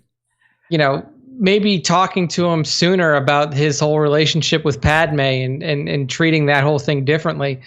You know what I would like to see, and I keep kind of coming back to this idea when people ask me like, well, how is he going to be in it? And most like 99.9%, it's going to be flashbacks and dreams and stuff like that. But what I would really think, you know, what would really be interesting to me is if they had forced communication between those two, but in the way that they would be able to do this is that in my head, Anakin Skywalker and Darth Vader are two different entities. Like they're separated in terms of who they are. I mean, that is the same thing with Ben Solo and Kylo Ren. That's why they create this other persona. I mean, this other personality. So like, if he is like force communicating with Anakin, like the Anakin that is trapped within, like, you know, and I think that would be interesting because Anakin is talking to him like, I can still be saved, or I can still like, there's still hope for me, or like they're having a conversation about like exactly what went wrong. Or even it's just like an anguished voice. Like that's all Obi-Wan can pick up from Anakin. It's just pure pain, loss, and suffering. So it's not like he can even communicate, but he knows that Anakin never died, and Anakin is probably this fucking tear going around the galaxy right now. Yeah. Just like Anakin is still alive, but now the duality of his personality, like the Vader is now the prominent force within him, but you can still hear Anakin suffering through the Force or something. I think there's no shot in hell we get Vader in a Kenobi series. I feel like Vader to Lucasfilm and Disney at this point is like a sacred cow, and they're not going to fuck with him in the TV stuff for some reason.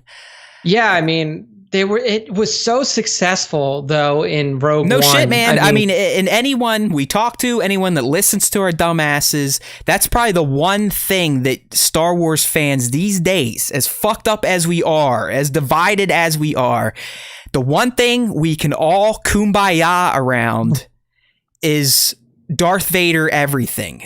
More comic books, more audio books, TV shows, movies, cartoons, whatever. We would take spoon feeding of Vader nonstop. I just think that I think what scares Disney about it is they've already seen what can happen when you fuck up Darth Vader, and it was in the prequels. Like, I agree, because that was my big beef with the prequels. Is like, you fucked up my big bad guy. You turned him into a little whiny human. So then you have to decide, like, okay, if we're gonna make a Vader series, do we do what people have been saying and show you a Vader that is this conflicted human being, or do you show them the mindless killing machine that he was, from fucking his introduction in A New Hope to right before the end? We need it all, man, because that's who he is. Like, the comics to me portray Vader the best. Yeah. Because you get this internal struggle where he hates himself. He fucking hates the decision he made, but because he's so committed to hate now, he's fine going out and committing all the atrocities. So you get that inner reflection and suffering, but then you get the badass spectacle of an unleashed Vader. And I'm going to say it is owed to us at this point, right? Yeah, I'm an American. I can be entitled. It is owed to my freedoms and liberties to see Darth Vader in live action form kicking the shit out of stuff, rebels, but also coming to terms with the chaos in his head. Yeah, I think for me, I mean, like, it's a no-brainer, but then I know that, like, man, it's just it's got to be hard, because, like, who do you get to do it? Like, who the fuck is going to do that? Because that in itself is so hard to do for, like, one person, for even a team of people, is to say, like, we are going to show you Darth Vader in the worst period of his life. And, you know, God, like I can't even imagine, like I can't, usually I'm pretty good at like, oh, I would like this person to make this series. I can't even think of who I would want to make that, because there's nothing really like it that's ever been done before. Like, what series of either movies or TV shows focuses on a villain that knows they are bad? Like, not a villain like Dexter where he thinks that he's helping people. Well, I mean, you could technically use that argument, because as Tones is saying here, I mean, he's saying he doesn't think Vader was conflicted until he knew about Luke. I mean, I'll disagree with that. In terms of turning back to the light, maybe, but in terms of just having inner turmoil, the guy's head is scrambled eggs. I mean, after what he does and rots, he is fucking destroyed mentally. He hates himself. He hates what the Emperor's always trying to, you know, undermine him and send people to kill him. He's trying to kill the Emperor himself. I mean, it's just nonstop anger, hate, distrust, fear. So he's scatterbrained. I mean, he's definitely maybe conflicted is not the best term, because that implies should I go back to the light or shouldn't I? I mean, like, even within the comic series, we've seen that he still remembers and he still lives within Anakin Skywalker at times, because when he meets Sabe, in this recent run, I mean, he essentially gets exposed, like he almost gets caught off guard, because when he sees Sabe literally wearing an old Padme outfit or still looking just like her, the Anakin just jumps right to the forefront. And he's taken aback a bit, and then of course he starts fucking force choking her, like, "Hey, motherfucker, don't point a gun at me. Who are you? What'd you do to Padme?" type of stuff. So that's the conflict I'm talking about. I mean, he did a lot of horrible stuff, but there was still, as Nick said, and you know, Tones had another good question. He's kind of equating what you were saying about Anakin and Vader, equating it to Bruce Banner and the Hulk. Kind of, yeah. It's a similar type of mindset, because like you were just saying, it depends on what's happening at the time. Like, if he sees, like, he can be triggered back to Anakin pretty easily. Right, I think Tones bringing that up does make the best sense for how we're trying to describe this guy. I do. I mean, he's not as cartoonish as, bad or stupid, that type of stuff. But you know, as even Obi-Wan lied about, Darth Vader murdered and betrayed Anakin Skywalker. Yeah. He did. He kind of shoved that id down, deep down, but it would still pop up. I mean, what do you think he's doing in that meditation chamber in his bacta tank in Rogue One? You think he's thinking about the next planet he can go kick the shit out of? He's either thinking about his mistakes and his pain and suffering, or how he can take out Palpatine. Yeah, it's something that we've really never seen before in Star Wars, or in just like general TV, you know, period. Like, there's really not anything like it. And I think it's the reason that there's not anything like it is because Darth Vader is such a unique villain, in a sense that every villain has a piece of humanity within him and can be redeemed, as has been shown throughout cinema history. But there's not been a villain that people really identify with and want to be around and want to see the inner workings of them as much as they do Vader. So, I mean, is it ever going to happen? I mean, I don't know. It's such a huge... It's odd, man. I mean, at this point, I almost feel like George had a clause, like, don't fuck with my guy. I already fucked him up, and just leave him alone. Because to me, it's a no-brainer. This is a cash cow project. I know we're way beyond our Kenobi topic at this point, and we typically find ourselves sitting here jerking ourselves off in a circle jerk fashion, talking about these Darth Vader series, and it just seems so simple that people would just flock to this and love it and universally praise it. I mean, I don't know how they could mess this up, but I mean, anyways, see, like, hold on, we got someone in chat here. I don't know if this is a new person. They changed their name, but I love the handle. Thanks for joining in there, Brando Calrissian. I like that. Oh, that's dope. I love that. And yes, I've been waiting on the Vader comics as well. Used to make videos on them, so hopefully, I think August they might be finally just saying, fuck it, let's roll this stuff out. Yeah, both Matt and I are caught up on the most recent Vader run, and I'm looking forward to it too. You know, the person that I would trust to do this series the most, George Lucas, would Damon Lindelof, the guy who did Watchmen. All right, I could do that, or Filoni. Filoni, I think, would be interesting.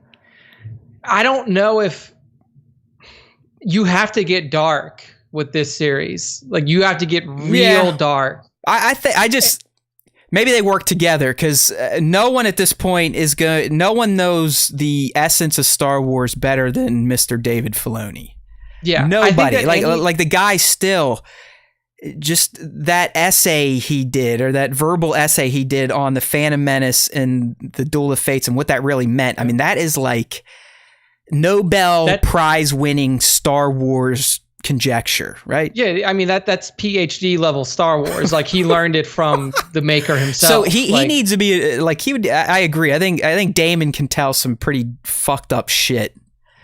I mean, Watchmen definitely touched on some really heavy topics that we're currently dealing with, like the exact shit today in this country. Yeah. But exactly. So yeah, I mean, I don't know. I like that pairing, but I think Filoni at this point needs to be attached to any Star Wars project. I was going to say, like, anything with a new creator, like whether it is Damon Lindelof coming in for the first time, or you bring in a new person for the Star Wars live action films. I think Filoni has. How about this one involved? Nolan. Go ahead. Nolan. I mean, look at the study he did on Batman over 3 movies. I mean, I know Batman's not a bad guy, but he's kind of, he's in the middle, like, and he kind of makes him a bad guy at the end of The Dark Knight and all that type of stuff.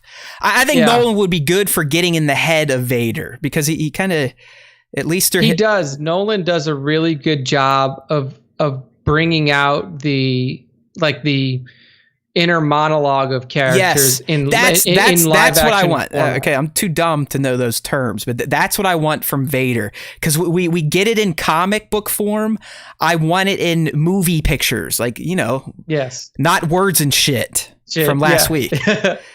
Greggy boy's in here. Hey, Greg, another fantastic homage to the show. I know you didn't get your top 5, but I love it. Anytime you break out little goldenrod with his Star Wars time hat and the Star Wars time room, I mean, fantastic. He had a bong. He had a words and shit book. He had the Galactic Republic poster. I mean, it was.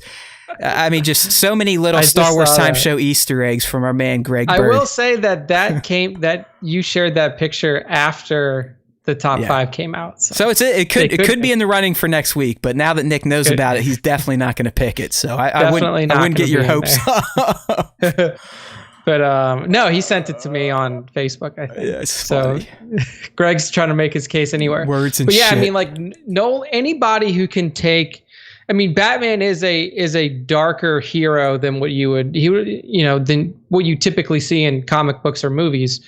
So I think he would do really well, because he does a really good job of portraying a character's inner mindset in an exterior fashion, like in their words and actions in live action. So I think he would do really well. I know that, I mean, like, you could say David Fincher, but like, because Fincher always does dark shit. Like, anything you watch at David Fincher, you're like, man, that's fucked up. Like Gone Girl and Fight Club and all his shit's always fucked up. But I just don't know if necessarily that style is what you would want for. It's a fine line. Maybe that's why it's never been done. But if I'm no movie maker. I'm not in cinema. But if I were, I would probably grab some of the recent Star Wars comics and start there. I mean, there's so much easy source material that they could just convert up to a film or a TV series. If you just gave that to somebody, if you gave that to somebody who was going to take over the Vader series and be like, read this, and this will show you where this character this is mentally. This is how we've dealt with him in canon form in the comics, and see you can hear him talking to himself, and you can also see him kicking the shit out of people. So kind of go this way. I mean, that's where I would start. Here's my issue with George doing it, because you brought up George. I don't think he could do it dark enough. Like, George has maintained from the moment that he created Star Wars until the day that he stopped doing it, that Star Wars was for children. Like, Star Wars is a kid's property. Yeah.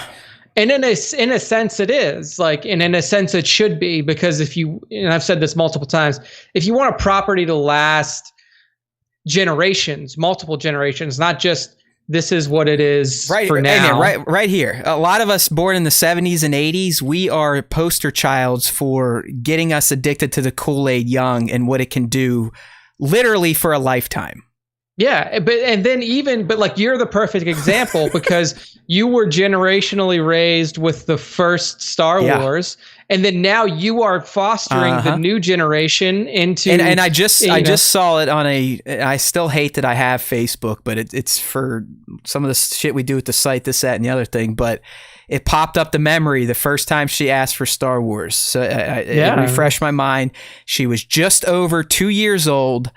Just over. I'm talking like turn 2 and 2 months later, unsolicited. Hey, Daddy, I want to watch Star Wars. It's like, boom, there we go. So that was a fantastic memory. Yeah. Something I'll never forget. But no, you're exactly right. I mean, we just keep passing it down, just like people before us, before there was media, before there was written language.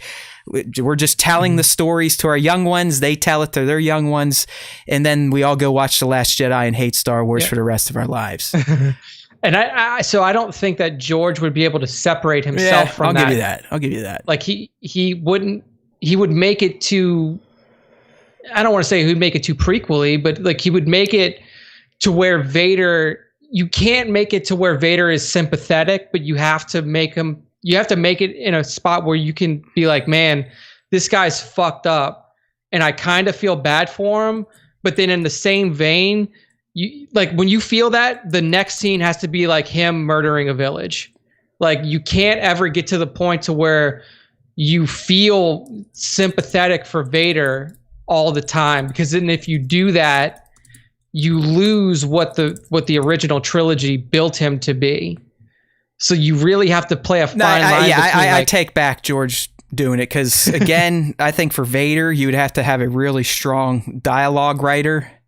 And that we know that's not our boy's strong suit. So I rescind that. I still want to leave Filoni at least as a producer, an EP, something like that on the table.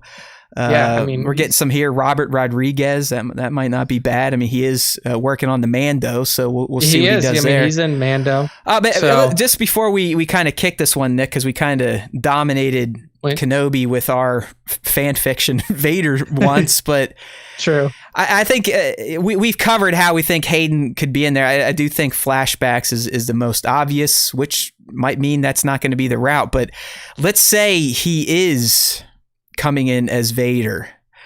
They can't meet, first and foremost, right? Because Greggy Boy brought this up. At last, the circle is now complete, blah, blah, blah. We meet again, that shit. So we can't really have these two meet. But we could, let's check in with the Empire during these times, and we could see a Hayden in a bacta tank or on a table, out of the armor type of stuff.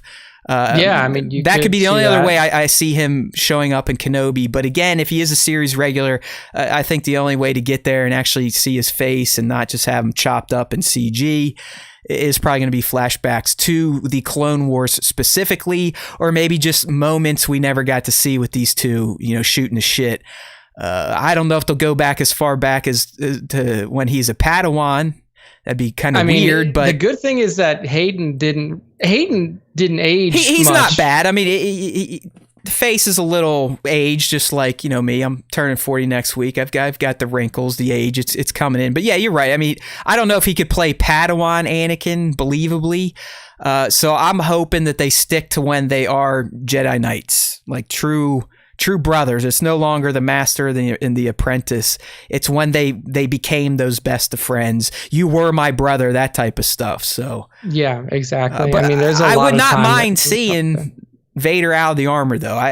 Those little moments we've gotten throughout the franchise, just a little tease in Empire, and then the deeper one in Rogue. Those are always interesting to me. So I would take one of those as well. Dude, could you imagine if he had like a half suit or something like that he would use? Yeah, like his evening gown, you know, when he's just chilling. Yeah. He's not in the full armor. It basically just gives him legs, so he can walk. Yeah, he's got like just an oxygen tank, which emphysema people tote around, like he's just carrying that with him. Yeah, that would be sweet. Breathing like that. It would be rad to see unsuited Vader with just his, like you said, just his legs and arms. Like the armor's not there, but he's got his robo legs and robo arms. Yeah, I mean, I don't know, dude. Like, I would love to see it, but I think, like, kind of like we were just talking about, I don't think they want to fuck with Vader proper. Yeah. In any big way. So, like, I do think it would be flashback. And I'm all for that because my biggest beef from the prequels was we never really got to see Anakin getting a little flippy, a little touchy on the dark side outside of that AOTC moment, which is excellent. In the Lars garage. So, you know, like I said, maybe we get some of that where Obi just looks at him like, fuck, man, I wouldn't have done. How did I not? Yeah, I wouldn't have done that or stuff like that. Or just the camaraderie, like the bros, fist bumps, that type of shit. So I think that would be excellent. I think it would give Hayden a chance to be redeemed. Not that it was really his fault that he looked like a bozo in the prequels. But it would allow him hopefully to come back and kind of get the fan love and praise that he was probably expecting during the prequels. Yeah. And a lot of us are revisionists now. I mean, the prequels are, some of them 20 plus years old. We're all like, oh man, Hayden, poor guy. I feel so, well, a lot of us were the ones fucking vomiting on him. So just remember that. I mean, I don't want to cut, like, maybe not revisionist history, but it's definitely softening as the years go on. And I'm one of them. I'm bullshit. Like, my opinions are bullshit. With the Clone Wars, and maybe just getting older and watching them over and over with the kid, it's just the prequels are getting much more tolerable to me. But this guy still, I mean, his acting is horrendous at times. The lines he has to deliver are garbage. So it would be nice for this, at one time, Golden Globe nominated actor to actually nail it and do what he can do in his Star Wars role, because he is Anakin Skywalker forever. That's never going to change. That's all that he will be known for from now until the day he dies. Let's give him another crack to really give us the Anakin we all were looking for, or at least I was looking for. Yeah, so, I mean, we'll see if it happens. I hope it does. I really hope it does. I mean, this is one I do hope comes true, because, like I said, I want to see this guy again. As much as I kind of hated him for stuff I probably shouldn't have hated him for in the prequels, he's Anakin Skywalker. I mean, he's on my shelf as a 1/6 scale Barbie. He is the guy.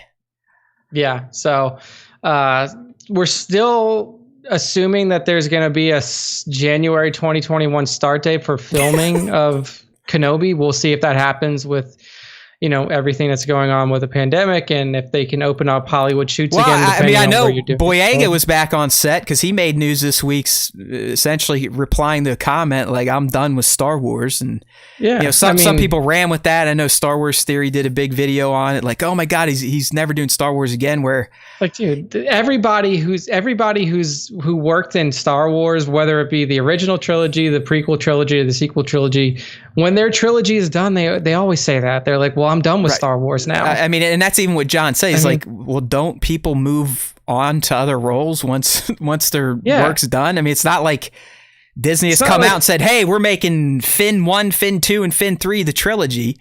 Yeah, it's like he's got to work, like he's going to go on and do other things. It's not like Mark Hamill didn't just sit down after ROTJ was done and say like, well, I'm just waiting for the next Star Wars to be made. Like, the guy wouldn't made a career for himself outside of Star Wars. I mean, don't get me wrong. I mean, I think Boyega's smart on social media, so replying the way he replies does add to the fan discussion. Yeah. There's no doubt about that. But I still think if Disney rolled up to Boyega and was like, hey, man, you know, we fucked up with your character. We want to pursue the Force angle. What are you thinking about a Finn movie? I don't know, man. Good chance Boyega's going to go, how much? Okay. I think for any actor, it's definitely down to the money, except for a few.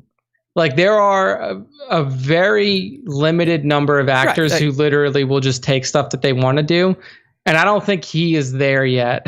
So I think if they put something in front of him that was good, he would come back. No doubt. The one person that I don't think would come back to Star Wars, I think Mark is probably yes, done. I agree. That he's over it. I mean, the whole sequel trilogy definitely didn't play out the way he thought for his character. He suffered through that for the fans, right? Like, and he felt it. He will. He fell on the sword for it. Yeah. You know, I mean, he took some shit for even talking out against how Luke was portrayed, and then he came around, and he's just over that. I mean, I just think at this point, Mark's like, you know what the fuck am I doing? I should have just stayed in a recording booth, kicking ass as the Joker. Yeah. Get mixed up in these lunatic Star Wars shit again. Yeah. And then Oscar's a wild card for me because I don't think that there is enough story to bring him back without the other two. Right. So you couldn't really bring Poe back as a solo. But then again, he voiced Poe in Resistance, the show. But he's the one that also said, if I need another house or something like that, I'd think about it. So I mean, at least he's honest. But anyways, I think that kind of wraps our topics for the week. Before we get into the Star Wars Time Show fan segment, the segment that at least the Fando assholes stick around for here. So before we get into the top 5, though, we're going to get into what do we got first here? We'll do the question of our battle bracket update. Bracket first. Yeah, so let's do the Cara one or the Mando one. Let's start off with the Cara versus Canderous. All right, let me bring this up on the screen here. Go ahead, hide you, bring you up. All right, there we go, Nick. Go ahead, break it down. So Cara versus Canderous Oro. This was the final matchup of our bracket. Real quick, so there was one that sometimes we forget that maybe new people do listen to us. I know it's hard to believe, but if you are someone new listening, over the past, really since the lockdown, we've been getting into fictional tournaments with Star Wars characters. The first one was the Battle of the Force users, and this one we're looking at now is the Battle of the Basics. So it's all your non-Force users. Non-Force user people. And we're rounding out the first round here. These two battles you're going to see now will complete round 1. So go ahead, Nick. I'm going to go ahead and take my pee break of the cast. There we go. So Canderous Oro versus Cara Dune, so Cara from Mandalorian. So that broke out 79% for Cara, 21% for Canderous. So a pretty big stomping there. And honestly, I'm going to take this opportunity here to say that I'm disappointed in the number of votes that I'm seeing on these new polls.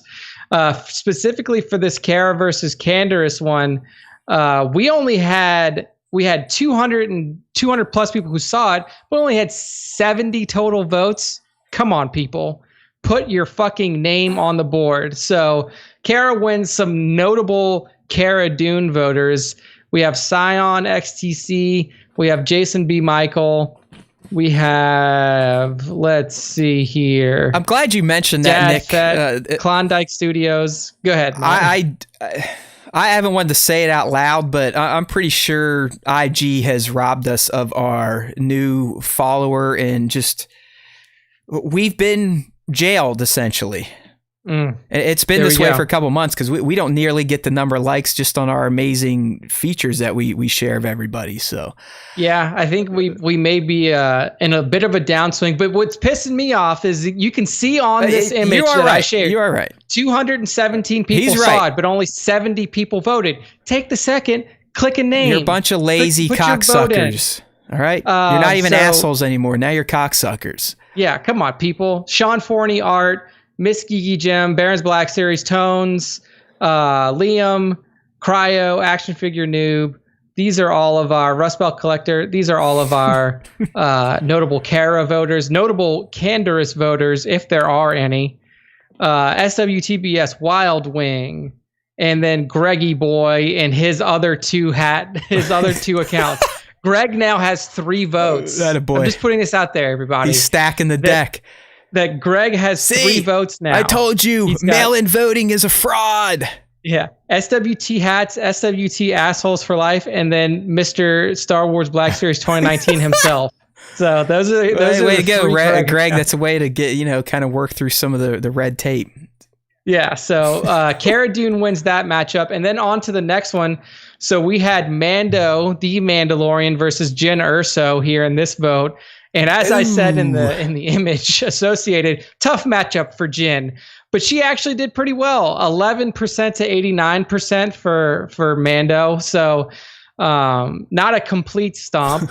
Notable, and I will say that the voting numbers on this one were significantly better. We had over 120 votes here. So notable Mando voters. Action figure snaps our good friend Adrian Belgar, who provided us with these awesome Star Wars t-shirts that both Matt and I are sporting. We had Liam voting for Mando. Let's see who else we have here. Work more or less. So Jason voting.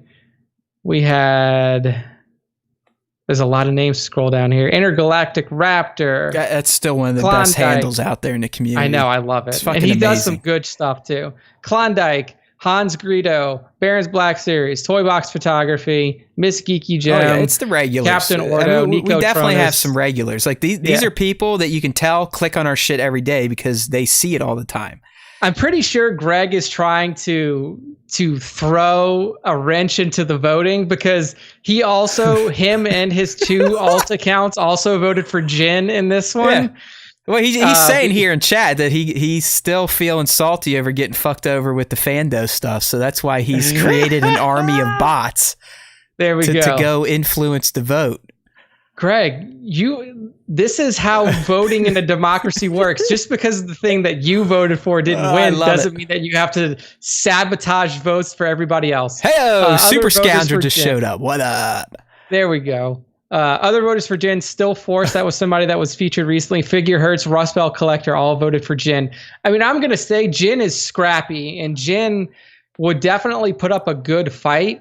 I just don't know if she could beat Mando. Nah, there's no chance. So, like, if I would have voted on this one, as I'm sitting here talking shit about people and being lazy with votes, I didn't vote on any of these. I try not to, because I used to, like, in the first bracket, I would vote on the Star Wars Time account. Got you. And then I realized, I'm like, man, that's fucked up. I shouldn't be voting. I should let the people decide. There you go. But I think I'm gonna start voting on my personal account just to offset Greg. Well, yeah, I have 2 personal accounts, so I'm definitely gonna start throwing my big dick around. Yeah. So that's the end of round 1. So Mando winning his matchup versus I mean, Jyn Mando Jyn it wouldn't even be close, man. He's got too many gadgets. Too many gadgets. So I'm going to take this time to reveal the matchups for round 2. Ho!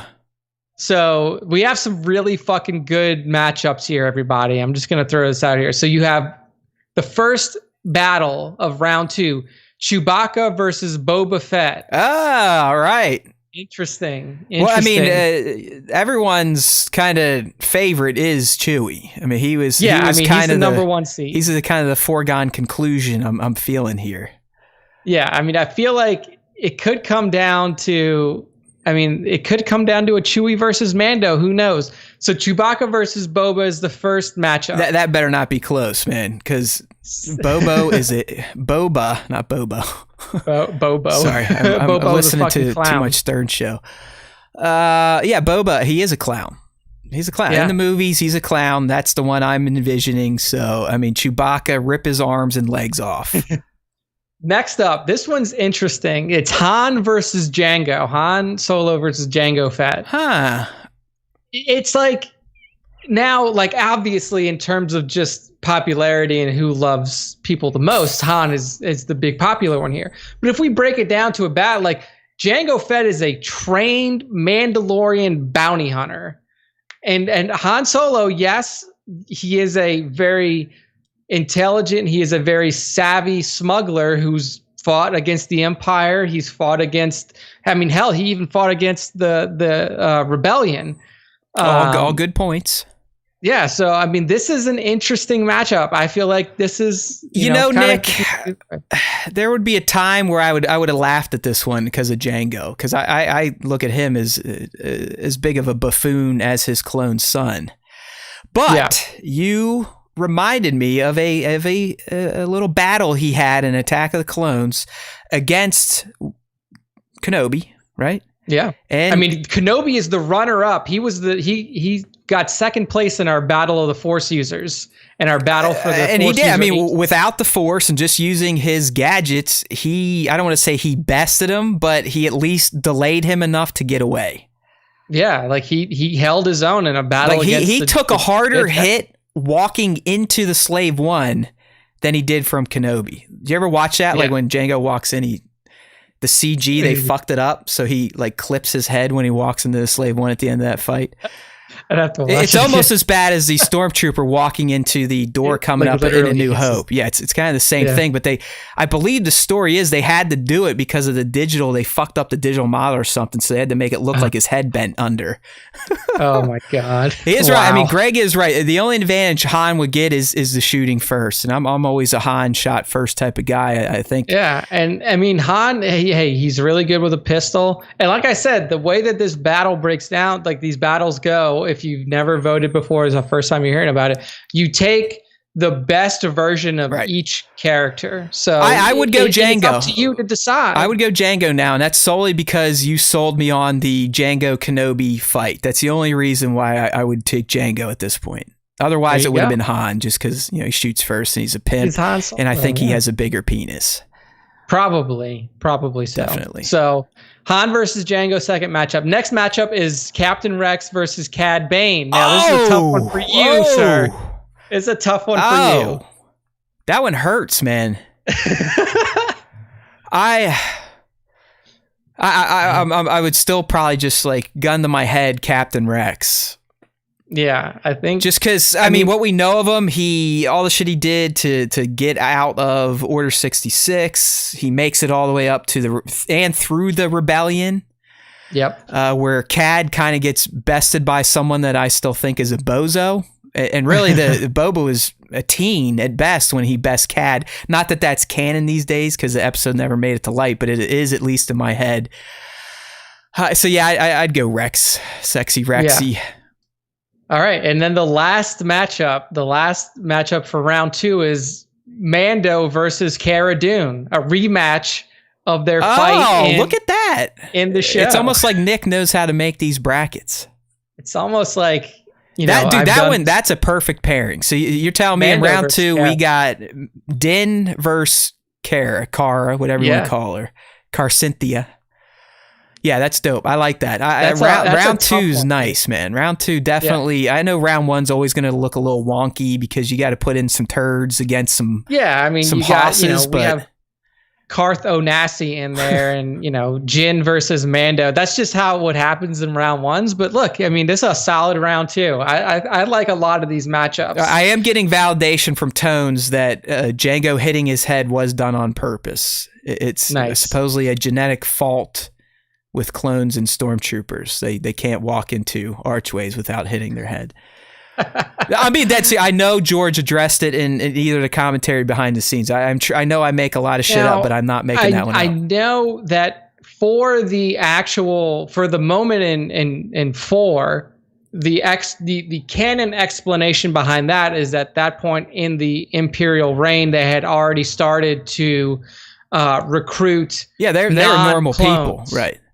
And they built everything to spec inside of Imperial facilities to clone spec, because that's who's working around the most are clones. So you have taller people that are now, not. I would have just went with we had a dumbass extra that couldn't see out of his fucking helmet and ran into the thing, because that's what it was. So it's like you don't need a canon explanation for everything. But that is round 2 of the battle bracket. That'll either kick off today or tomorrow. So keep an eye out in our story for it. If you see the post, vote in the story. Yes. If you see the post, vote in the story. So make sure to check our stores for it. Good stuff there. Definitely looking forward to round 2. But now we have our responses to the question of the week, which I always forget to actually we can see the questions, some of the story responses here. Yes. So the question, just for those of you listening, I'll read it out. You put the one in from my friend. You motherfucker. You left it in there. All right. I left it in there. Lucasfilm approaches you for the next Star Wars film project. What is your $1 billion idea? So there's a lot of people talking shit about any era of Star Wars. This Star Wars sucks. This Star Wars sucks. I want to see what you people could come up with for fucking how to make $1 billion. Nick essentially turned you into Bob Iger and Kathleen Kennedy. So you had all the money and you had control of Lucasfilm. Yeah. What were you going to do? And we got some interesting answers, some repetitive answers, and some dumb answers to be expected from the Fando assholes. But the first one here, this comes from EKU Rory. I may or may not know this individual. And his reply was, Chewie backstory from birth. From birth. So that's going to cover about 100 and something years. Many. I mean, what is he like? Is he 150 or 180 in Solo? I forget. In Solo, I think he's like 150. Yeah, 150. Yeah, then we add another at least 50 years to that. So yeah, I mean that would be a hell of a biopic, I guess, on Chewbacca. Yeah.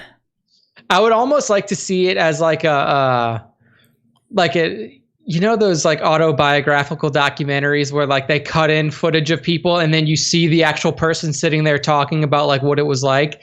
So you have like footage of fucking Chewie fighting on Cloud City, and then it cuts back to like Chewie sitting behind like in front of a black screen, single camera. And he's just like, and then there's a translator who's just like, yeah, Chewbacca said that particular fight was very stressful. He didn't know whether or not to trust Lando Calrissian, and they were really just flying by the seat of their pants. Chewbacca, this is your life. Yeah, that'd be fun. Like, I mean, I guess we could kind of take it this way. We learned that a young Yoda species, even at 50, is a baby. We know that Wookiees also have long life, so it could be interesting. You know, what is a 50-year-old Chewbacca doing? Or what's a 20-year-old Chewbacca doing? Is he still massive? Is he ripping arms off of Gundar or ears off of Gundarks? Or I mean, what do we got here? So I mean, it would be odd. But it is Chewbacca. I mean, Chewbacca is core to the franchise. And I'm not saying I wouldn't want to see what a little baby Chewbacca was up to. Yeah, I agree. I think it could be interesting. $1 billion? I don't know about that. But well, like it would be Chewbacca 1, Chewbacca 2, Chewbacca 50. I mean, it'd essentially be what Rambo's going to turn into. Yeah, exactly. Until fucking Sylvester Stallone literally dies on set. He's already saying there may be another one. Like even though the last Rambo is supposed to be the last Rambo, he's saying, hey, don't worry. I haven't even seen the last Rambo. It's the extended cut, which I actually recommend not watching because it just adds stupid shit, doesn't add any killing. But I believe it's up on Prime right now for free. So I have to check it out. You have to. You have to. Right. I mean, it's still for what it is. Yeah. I mean, it's still some just great gory murder. Yeah. So next up we got DP Johansson here.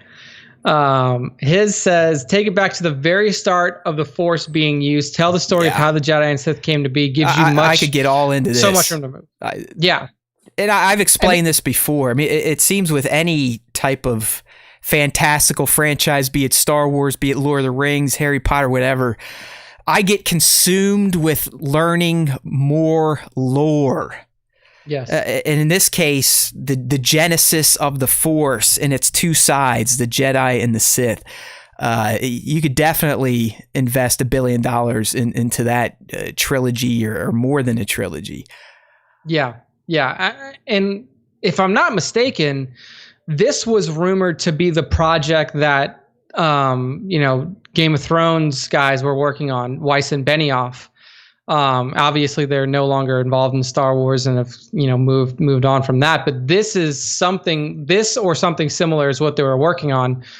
And I could say, man, like that would be a super interesting time. And, that would even be, I mean, you're talking way back before the Old Republic. Oh yeah, dude. I mean, this would almost be like primordial. I mean, maybe they're on Mortis or some shit and you see how things kind of spread out from there. But you'd almost have to tie it back to that planet. We were gonna go back there if shit didn't get fucked up and Carrie didn't die. But yeah, I mean, we could maybe learn more about the father, the triumvirate, not the Sith triumvirate, but the father, the sister, and the son, all that type of stuff. How that came to be. Dude, you could almost treat it like a Greek gods-esque type of beginning, because if you think about it, like you have these three, like the triumvirate, which is like the gods. And they would then gift the gift of the Force to human beings, or to, sentient species. Like the around sister links up with someone and gives them the light. The brother links up with someone and gives them the dark. And the father's just sitting there like, well, that's how we balance shit, and here we go. Yeah, it's like he's now like, trying to mediate this unbelievable power that's been unleashed on the galaxy, on the universe.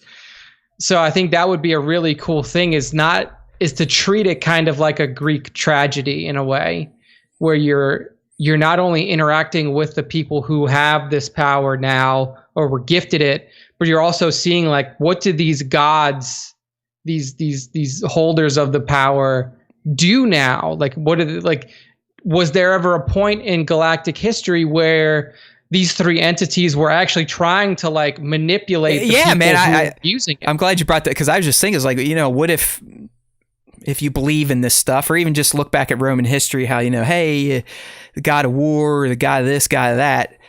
I mean, what if they did like Zeus? They would find a planet of, bipedals or humanoids, and they would bestow their gifts upon them and kind of see what happens. And if it got too fucking crazy, they wipe them all out. Or, maybe that's how Force made it down from the Force heavens, if you will. So I do like that Greek gods approach to this genesis of the Force, and it's the dichotomy, the light and the dark. So I really liked I like this idea, because it harkens back to my desire, even for human history. I love our lore too. Like, if you just go back and see some shit, you can kind of see why things are the way they are. I mean, religion itself is a very fascinating human creation to really think hard on, and why it came to be, why it was so fantastical back before humans could communicate or share ideas, and why these days we don't,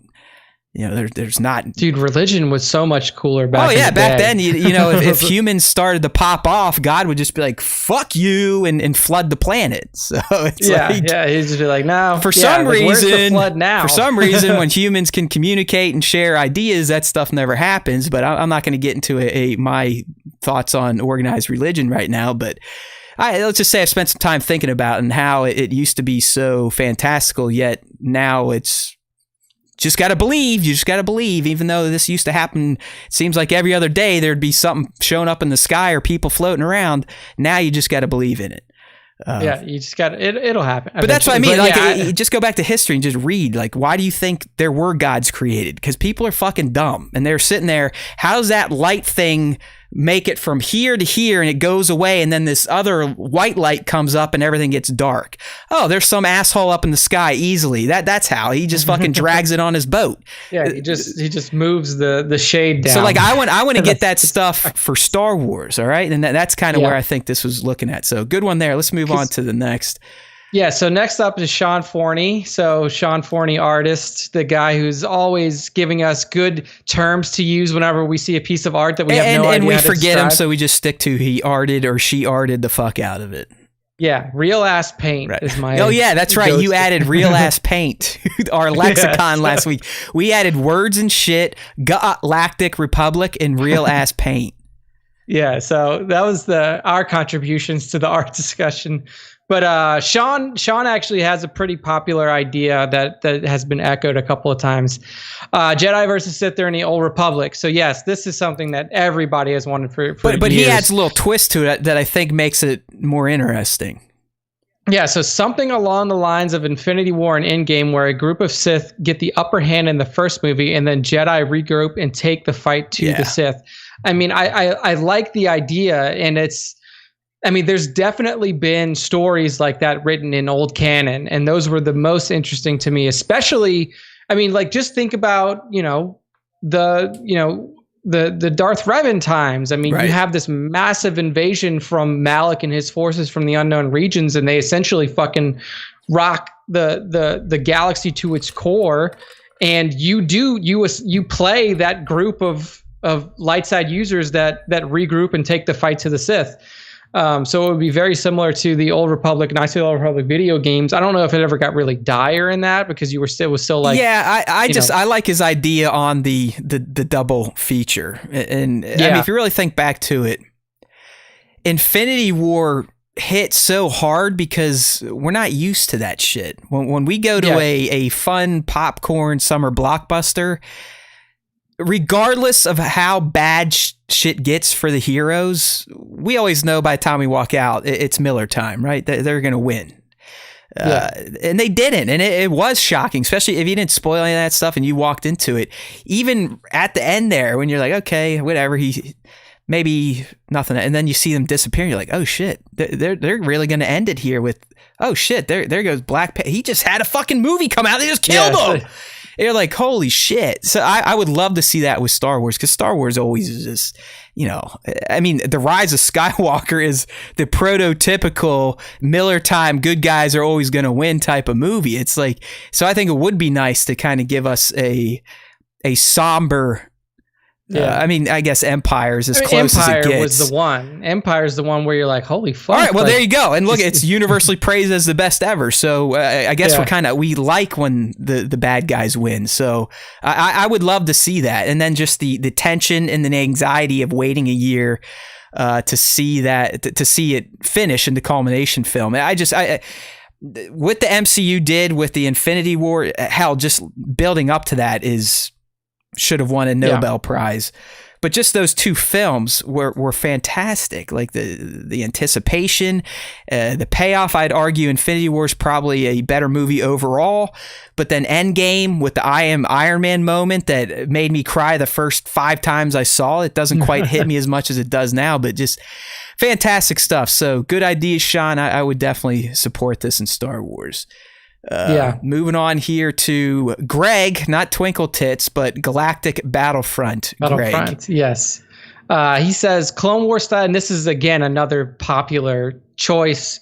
Clone War style band of brothers, starting from training in the Battle of Geonosis to the final moments of the Clone Wars with some Purge era moments, Throne ending. What? Yeah, ending with them in Stormtrooper armor. Oh, no, ending with them in Stormtrooper armor. Disney Plus. So essentially, series. Going from their baptism by fire all the way up to if any of them actually transitioned over to traditional Stormtroopers. Yeah, but sticking with like a platoon, just like what were they? The 101st in Band of Brothers, Easy Company, right? I mean, Easy Company, the 502nd or something like that. I can't remember. I know Easy Company was part of the 101st. Who the fuck knows? 101st Airborne. Right, yeah, right. You're right. But yeah, I mean, I think this would make for a good series for sure. I don't think it would make for good movies.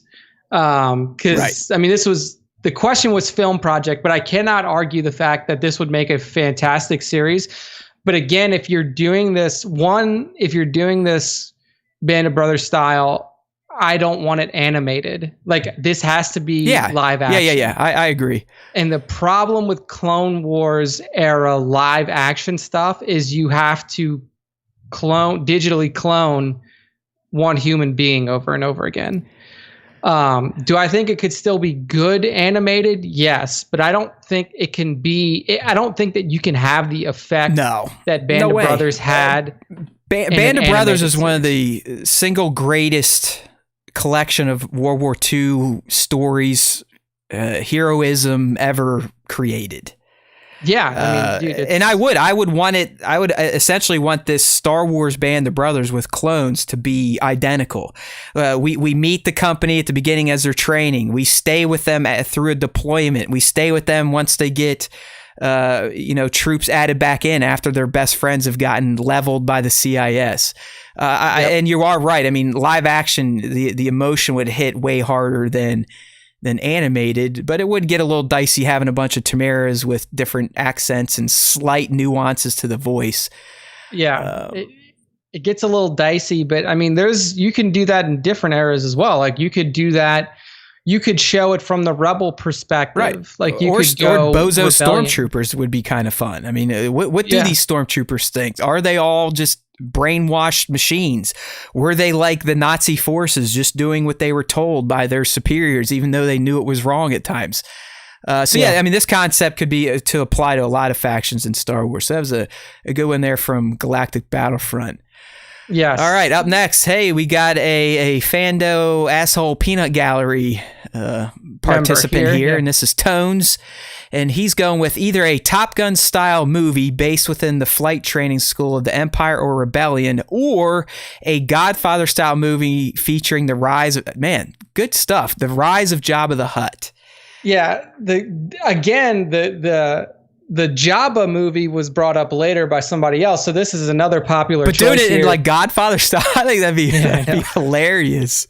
It would be funny if nothing else. The Top Gun style thing, I think you're going to get a little bit of that in the story aspect of Squadrons. Yeah. So you'll get a little bit of that. But I do think that for me, I think that would be more interesting.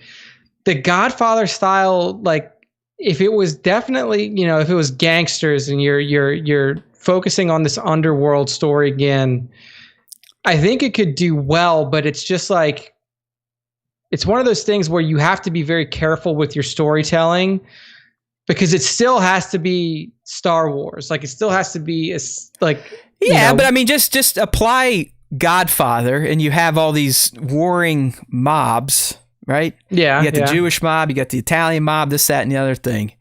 You could definitely get something out of this because you already have the Hutt cartel.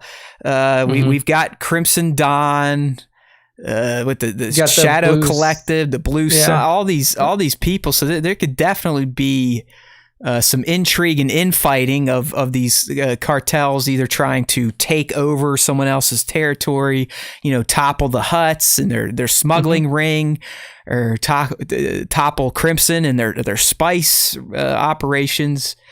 Yeah, no, but in terms of like pure just adrenaline action, the Top Gun would be rad. I mean, I loved Top Gun when I was little. I loved Iron Eagle. I mean, I used to collect F-16. I just loved jets, and this all still stems from the new Top Gun movie come out. No, it's lost in COVID death. Cool. I mean, at this point, they've even Tenet. They're just like, fuck it, it's not coming out for the foreseeable future. Movies are dead, man. We're dead. But I mean, I like the ideas and I like the creative kind of thoughts behind the Godfather style movie, because it would definitely take some massaging. Like you would have to like really work that the correct way.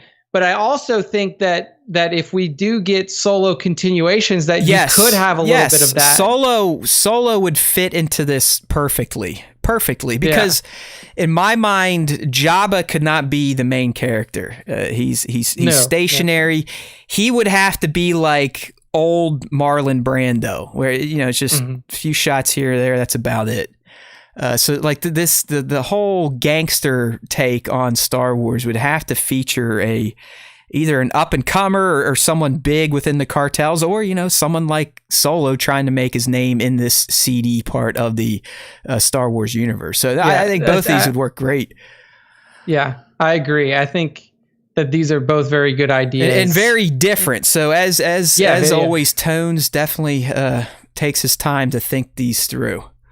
Yeah. So, all right. Next up, we have Tong Wars. And he said, now's the time to make a Thrawn movie set before Rogue One during the planning of the initial Death Star. Cameos from Vader and Palpatine showing him disagreeing with the plan because he was he wanted the TIE Defenders. Yes, the ships. Right. Yeah. He'd be banished and sent to the unknown regions. Movie set largely during the period of time. During this period with Thrawn in an anti-hero type role. Can't decide on who I'd like to play him, though. There were a couple of comments. Is this Lego Star Wars Tong? That's what I thought too, but I didn't know. Like, I don't know if that's him or not. Huh. I didn't click on his because it is the Lego pictures. Maybe he just changed his name to Tong Wars to make it shorter. Huh. But I do like this idea. Because Thrawn is such an intriguing character. Oh, he'd be great in a movie. I mean, Thrawn, he's a great character to form a movie behind. And I like the anti-hero stance where, to us, to the audience, he would be the protagonist, but within the universe, he's still a bad guy. And I think that'd be a very interesting way to watch a Star Wars movie. Yeah, I think so as well. And, throwing in this idea of him being banished to the unknown regions would also be interesting, because Thrawn isn't necessarily, like, he's pretty, I don't want to say familiar, but like Thrawn is very resourceful. And that's how he ended up in the Imperial superstructure anyway. So I would like to see like exactly what he would do there. I will say that this storyline, basically up until he'd be banished to the unknown regions, is already within the novels. So like him, set before Rogue One, yes, and disagreeing. Perfect. He won't need your full billion then. He could maybe just take 500 million. Yeah, he'd only need half the budget. He'll give the other half to Tones to make either the Gangster or Top Gun. Yeah, so but I do agree that I think having live action Thrawn is he works well in live action. I even though he's never been in it, I can tell you right now he works well in live action. Yeah. I think so. Like, stoic villains always do really well. Okay, next one. TC.Toy Photography. Republic Commandos. Not sure about the details, but definitely a high-stakes mission following the Delta Squad from the games. This comes up again in one of our responses. So the Republic Commandos and Delta Squad is a very popular. I remember one. I think Scorch was one of their names. I think he was the red one. But they were cool. It was a fun game. I mean, it was like a squad based. Was it third person shooter? Yeah, where you could kind of switch between each commando. Each commando kind of was class, right? There was a tanky one. There was a sniper type of one.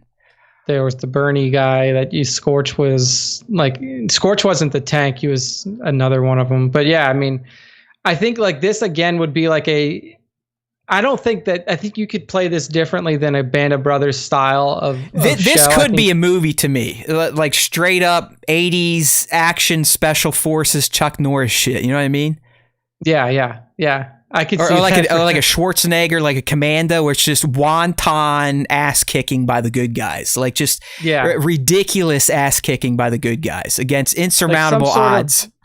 Yeah, it's got to be like some sort of rescue mission, like these Republic Commandos are rescuing a captive senator from CIS something. Every action movie should be Commando from the 80s. That was probably I think it was one of the first Schwarzenegger movies. I probably watched it when I was way too young for the language in it.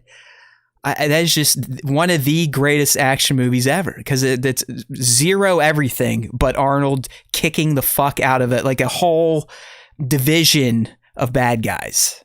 Yeah. See, now like this right here, now that I think about it a little bit more, this could be like if we saw more Bad Batch during Clone Wars, this is what they were. Yeah. No, they 100%. A little, I mean, their screws were a lot looser and they were genetically modified for certain strengths, but 100%. Yeah, this is that. So we are essentially getting this in some form with the Bad Batch, I think. Yeah, so it'll be close. All right, next up, JDR 1205. 2 ideas, he says. First, a war film during Clone Wars, Band of Brothers style, gritty, dirty. Okay, we've wars in Star Wars. We've got that one. Yeah, so we talked about that one already. Second one, I like this.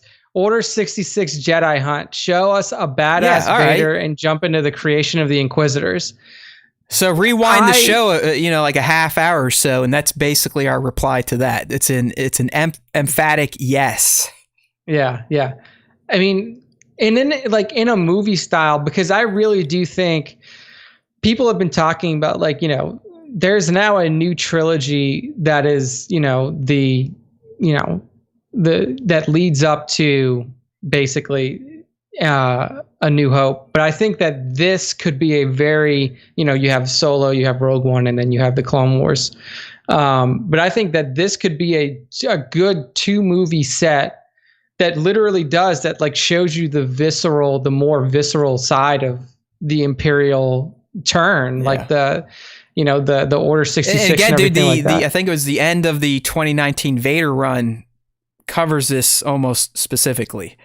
I mean, it's Vader fresh in the suit.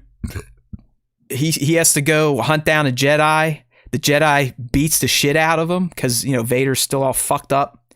He eventually gets the upper hand, but that's how he gets his crystal, bleeds it, this, that, and the other thing. So, yeah, I mean, I don't want to go into because we're running long today, and we already talked for about 30 minutes on a Vader project tangent. So all that applies. If you're just tuning in now, rewind a little bit to our Hayden topic and listen to that vomit because we have tons of words and shit for you to listen to. But for sure. Anytime you throw a Vader project at me, I will give you the $1 billion. Yes. I just need to find it. All right. Next up, we have Kagoda Customs, live action Darth Revan, Darth Bane establishing the rule of 2, or live action vignettes of Sith Lords throughout different time periods. Again, getting all the bad guys. Yes, I'm all for it. Focus. All for it. I think it's just like there's like for a property that is so rich in villains, you don't focus on them enough.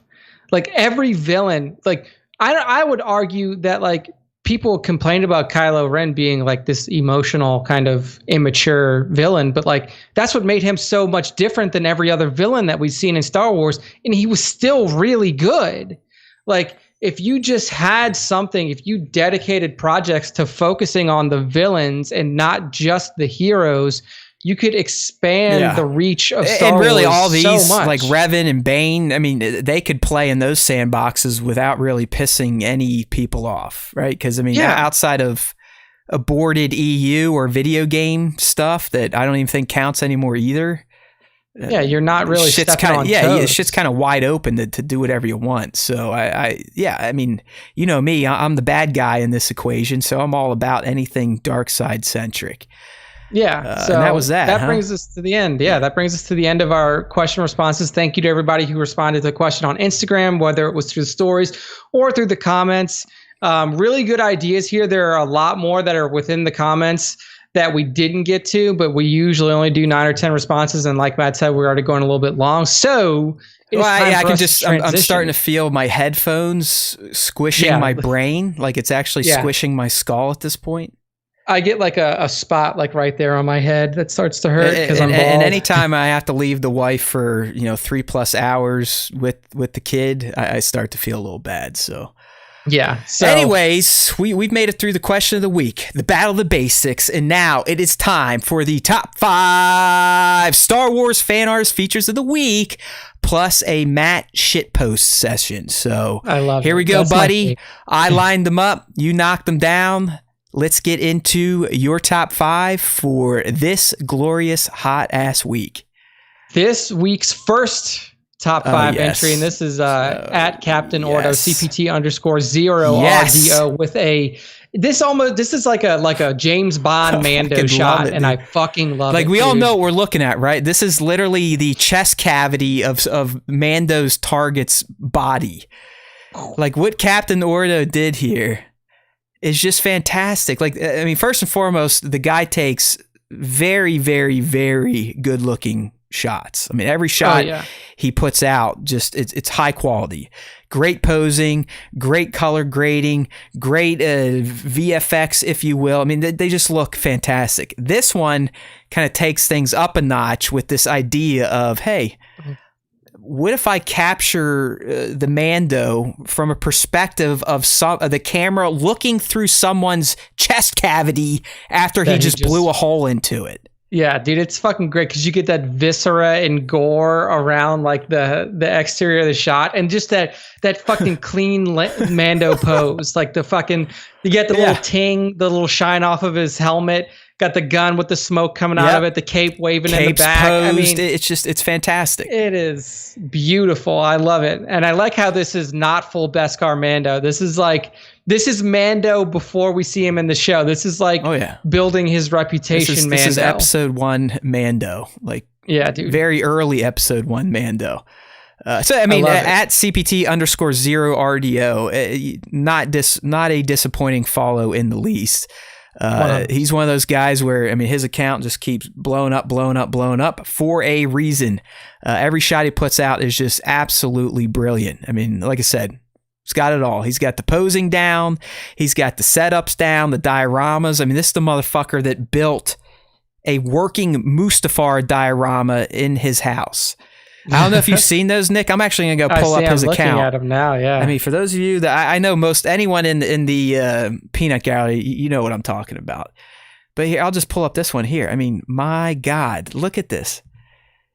This, what we're looking at for you in the audio, like he literally used the same techniques that ILM used in Revenge of the Sith to recreate Mustafar lava. So that's like legit glowing lava using whatever sciencey materials he had to use. It's just absolutely mind-boggling what some people can create for this hobby. Dude, that Macquarie recreation he did with Luke and Vader. That's the one I'm looking at. That is just so fucking crazy. It's obscene. Like, I mean, the diorama is obscene. His quality of his shots is obscene. Oh, by the way, spoiler alert, this one with Jaina is going to be featured at some point in time at Star Wars Time Show. It's another one. He's got that leap down, the slice. It's just wonderful stuff. So Sean here, I mean, just a personal favorite of mine. Like, this is at Haywood Pop, at CPT Ordo is a personal favorite of mine. And it looks like he is a photographer at Frankenstein Studios, which is his house. So nice. Fantastic stuff there, Sean. Hopefully you tune in. I know you always get excited when we feature you. I don't know if you listen to us. We would ask you to listen to us because I think you might like our stupid ass show. So tune in. I think he said he was going to try to tune in for the live show, but I don't think he made it. So appreciate the effort. Either way, he tags us all the time and he puts out quality work. So we love him.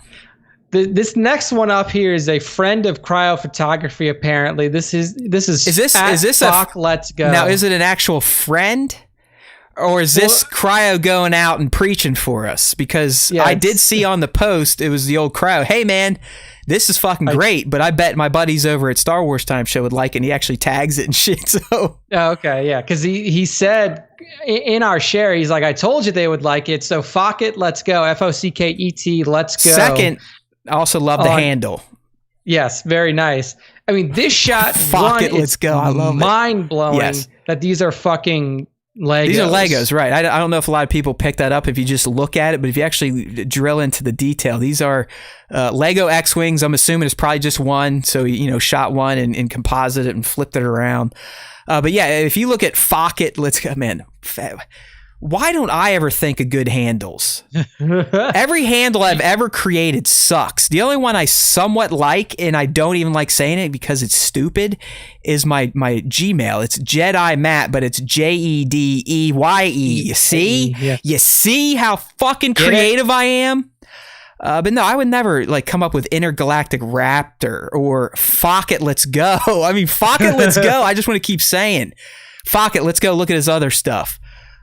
Dude, his other stuff is good, man. A lot of obviously Legos are his primary focus. So if you scroll down, you see a lot of Lego, but the Lego stuff is fantastic, man. He's got shirtless George Lucas slicing at fucking Darth Vader. Well, according to him, this is Kirak Infala, whoever the fuck that is. That must be from your stuff. I don't know who it is. I'm who cares? Look it up, but I'm saying that's fucking George Lucas. Look, I just like the shot of Han and Chewie chewing bubble gum. Yeah, dude. It's there's so many good shots here. I hope Focket keeps tagging us because I'm a big fan of Focket's work here. Yeah, like only 500 followers on this account. Like people listening, please go give this guy a follow. His He's work got that is little fantastic. Fallen Order recreation of Cal on the AT-ATs in the swamp. Yep. I mean, dude, it's just so good. It's so good, the work that this guy puts out. So give him a follow at Focket. Let's go.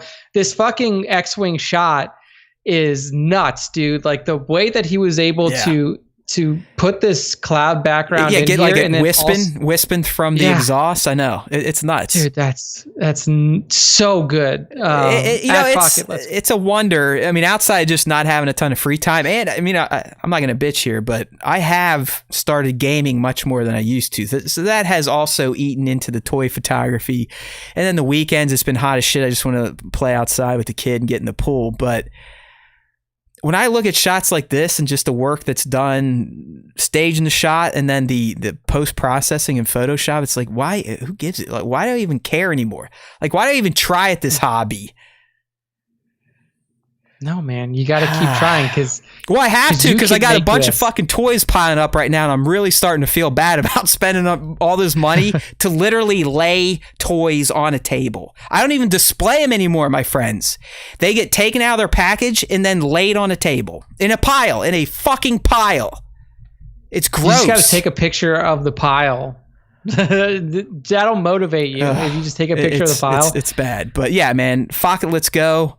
I'm going to tell everyone, fuck it, let's go and follow this guy, okay? Yes, for sure. All right. Are we following Great job. him? I hope so. Yeah, I think so. Yeah, I hope that he gets some more follows, too, from the fandos. Next up is, I mean, Wastajai. He's always good for these cheeky-ass shots. Yeah, he's known for his cheeky shots, his tongue-in-cheek stuff. But this one is next level. Like... Is that like what fucking body is dude, that? I mean, to me, there are like blanks. I mean, you can buy male and female bodies that are just like a blank. It almost looks like a wrestler's body. Yeah, I was like, is this Arnold? So what we're seeing here for the people on the audio only cast is we have a picture, a toy photo shot of shirtless Kylo Ren, but he is like Arnold Schwarzenegger in his prime, ripped. right? He's like Commando or Predator Schwarzenegger, no shirt. But it's still on Kylo's little waist body, like his little black skirt body. So it just looks obnoxiously big. I mean, it looks like Kylo decided to get on an HGH and testosterone regimen with the Mr. Olympia. You know what I mean? I mean, he's competing for Mr. Olympia. But Wastajai is also playing kind of on his and Rey's Force connection.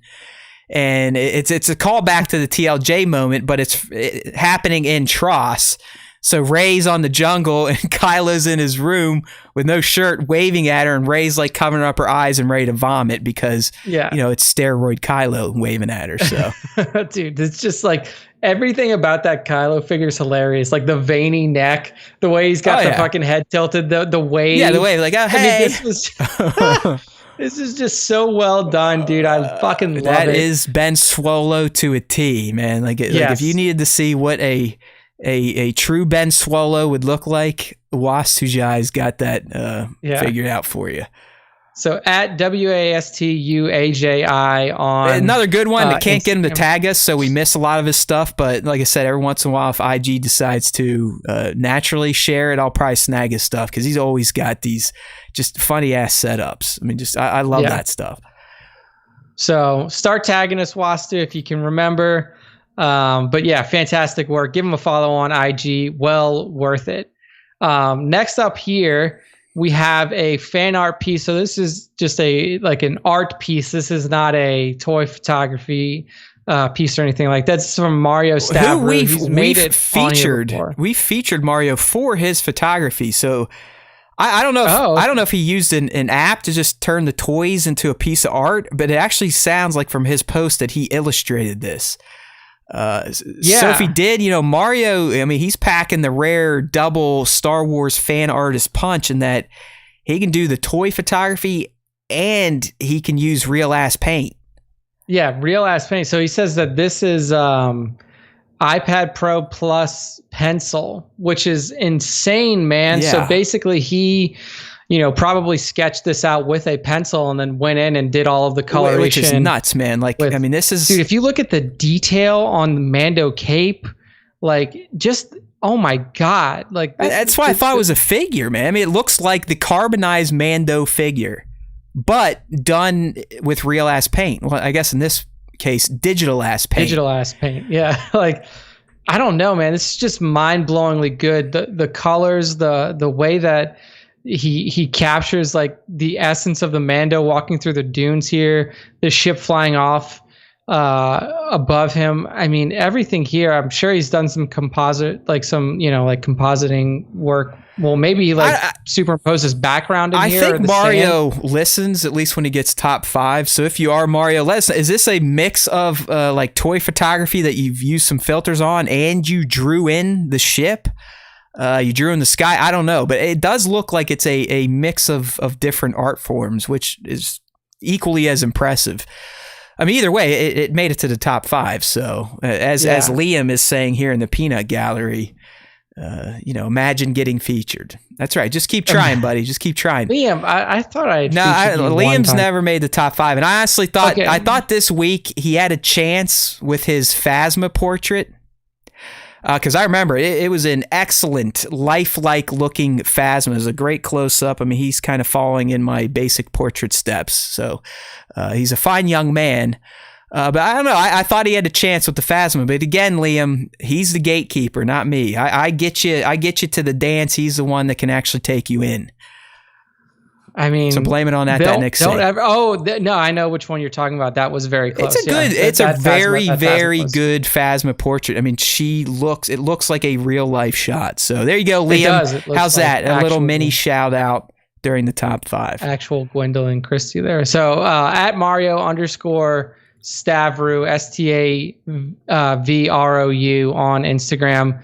I mean, it's just beautiful. And I looked in the comments of the shot. He said that it is a mix of photography, and then he goes in and adds like the popping details with the iPad Pro. Yeah. So then I'm convinced then that this is the carbonized Fett, because you can even see like the foot joint there.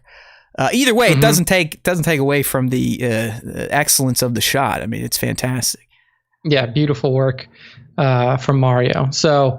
Last up for the top 5 for this week is lights _ camera _ tentacles. And this shit is just fucking hilarious, man. This is a super creative piece from him where he shows what he thinks BB-8 would look like if he wasn't in ball form. So we see like a BB-8 custom figure with arms and legs and a neck sitting on a couch. Well, you know what it is, Nick. That's the K. Is that a K2? That's K2SO. Like the body is all K2SO, and I don't know if Lights Camera Tentacles is painting this to look like BB-8. Either way, it's just absolutely fantastic, and I'm glad you featured this shot because Lights Camera does not take typical toy shots whatsoever. This guy has created his own little universes within the pop culture universes. So, this shot's amazing. I mean, he's sitting on like the Morpheus red couch. You got this BB-8 K2 hybrid figure petting a cat, looking at like a almost dog-like, what the hell's his name? Damn it. No, Wall-E, like a dog like Wall-E. But let's just go look at Lights Camera Tentacles account, Nick, just to show you what I'm talking about. But all his figures are like homemade. Like I'm pulling up one close here to the top where he's got these custom Imperial officers. I mean, look how fucked up their faces are and shit. Like, and then he writes stories. Like, I guess this is like his cluster flux universe is what he calls it or something like that. I love it. Yeah, I was going to say. I mean, look at the one with Luke. He's got like a Luke sex slave that has like gears on his head. I mean, it's like Mad Max shit, like Thunderdome stuff. I mean, I could scroll through here for days. Look at the zombie Ray. Look at this like Logan guy in a land speeder. You got the patrol troopers with blue paint. I mean, it's just. I love the mind that Lights Camera Tentacle has, like just what he creates with these figures, because You just scroll through here for days and you're not going to see a standard figure at all. Every figure he has been customized, much more so than just mashing up a head to a body. I'm talking custom paint, custom effects. It's just absolutely insane what this dude cooks up. But I love it. I mean, I love the mind here.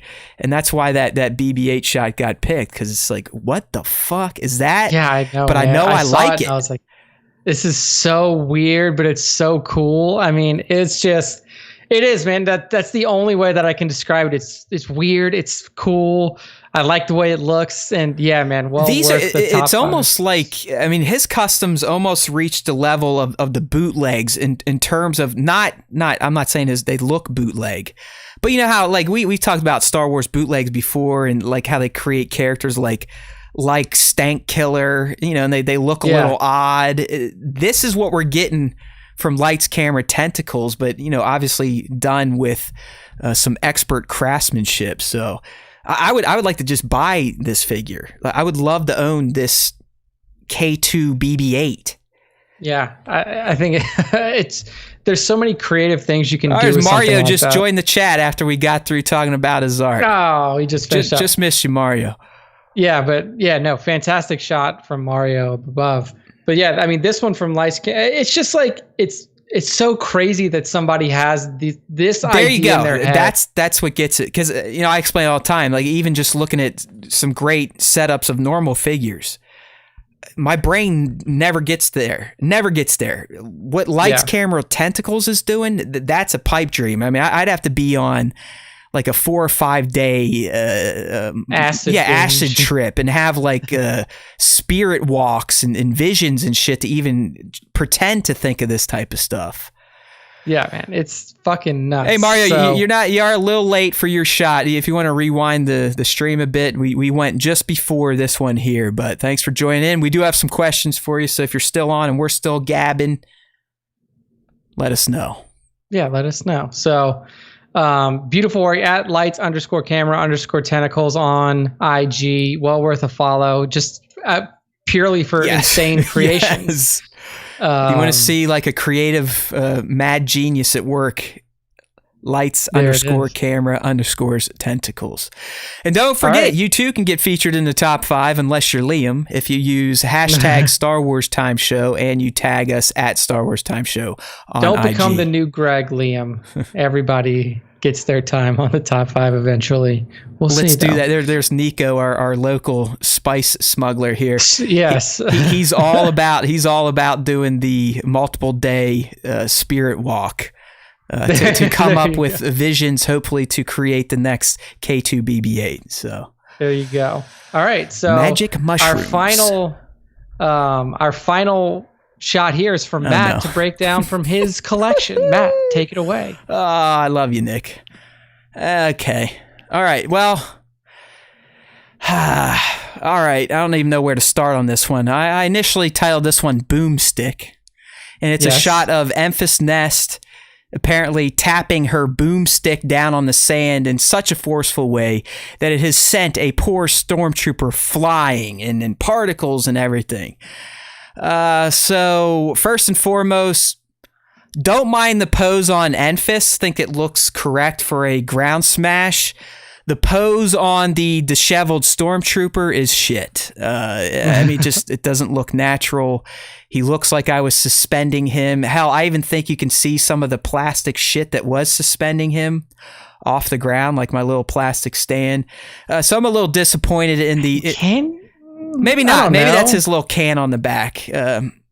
Either way, it doesn't look like a good pose. The gun's kind of covering his face. It looks like I took a figure and tried to make it look like it was getting blown up.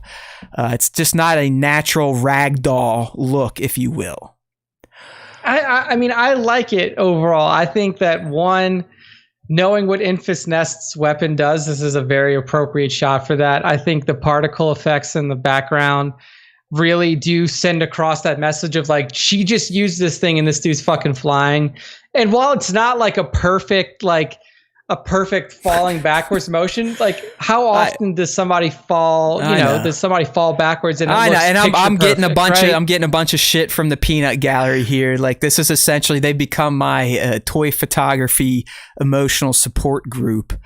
Liam there, hey, it looks fine. Tones, you're far too hard on yourself. Hey, you don't get better if you always think everything you put out looks good. I do play this up a little bit.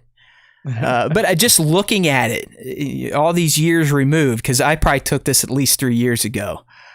I look at it like, I could have done better. Knowing what I know now, I could do better. Whatever. You live and learn. It's one of those deals. I will tell you, this is one of my Hilton Head beach shots. So every year I go to Hilton Head. I'm not going this year.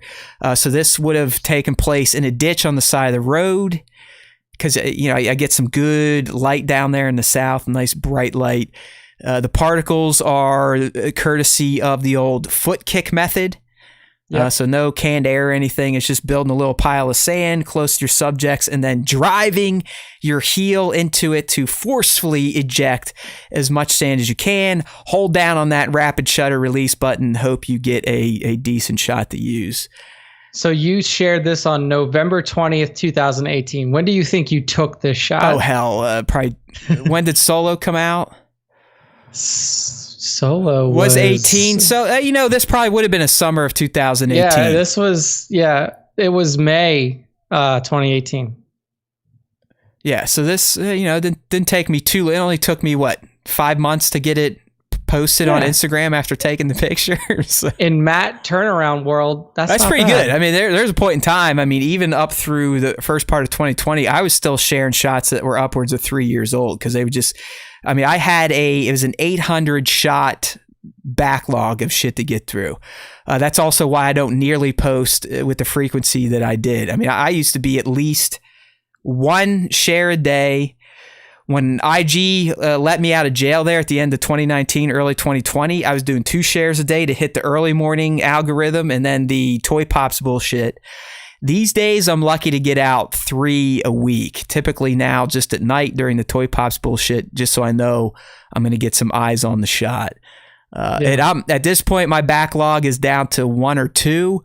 So I definitely need to get my little fat ass outside and do some table shots, meaning breaking out the fireworks, trying to do some goofy shit. Because before I know it, I'm going to be indoors again. We're pretty much at the end of the summer. I know people are laughing like, dude, it's not even August yet.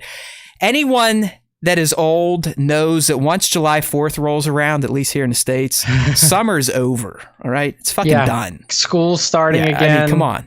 So I need to get out. I just can't drum up the motivation. This isn't the woe is me shit. It's just I've rekindled a bit of love for one of my first ever passions, and that's gaming. And that's all thanks to Sony. So these days, I'd almost rather spend my free non-kid time rolling through the islands of Tsushima and building out the legend of Lord Sakai. So... But I do. I've these last few weeks, especially, I've felt the pull again, and some of it is, hey, bro, you've got like $400 worth of Black Series figures building up on your table. You're gonna have some Hot Toys coming in. You need to get out and start doing some shit with all these fucking toys. But that's the trouble of someone like me. You get into these hobbies to have fun, and then you turn them into jobbies, and then it becomes like work, and then you hate it. So that's my problem to figure out. The rest of you, don't be like me. Don't be like Matt. Enjoy your photography. Enjoy your collecting. When you take a shot, post it. Yeah. Not get it 10 years soon. Later, fucking post it. Don't stress over it for too long. Right. If you get a new figure, take it out of the box and shoot it. Because guess what? If you get new figures earlier than most people and share the shots, you're probably going to get good reactions. So don't be like me, where you get a nice figure like Nosferatu that a lot of people couldn't get, and you just let it sit in its fucking coffin until no one gives a shit anymore. So if anything, I can teach you what not to do in this hobby. There you go. Be regular. Take advice.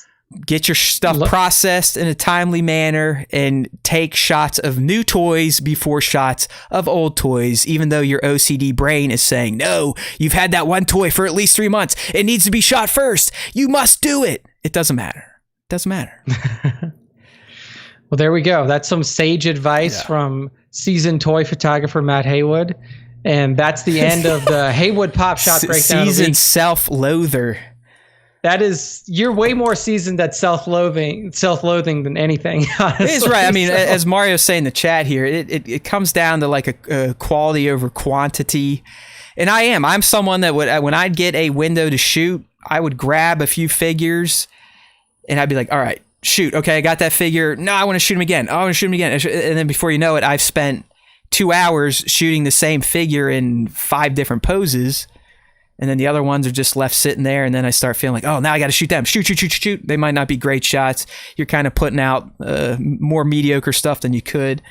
So it is. I don't know. I need to get the focus back. I need to get my dios up. I need to just say, you know what, fuck it. Instead of playing ghosts or instead of sitting on your phone like an asshole and reading news that just gets you angry at the world and your country, why don't you go fucking shoot some toys, you dumb dick? It's these fucking things right here that has ruined a lot of our lives. These fucking phones, social media, and just the time suck that they have for people like me that have no self-control.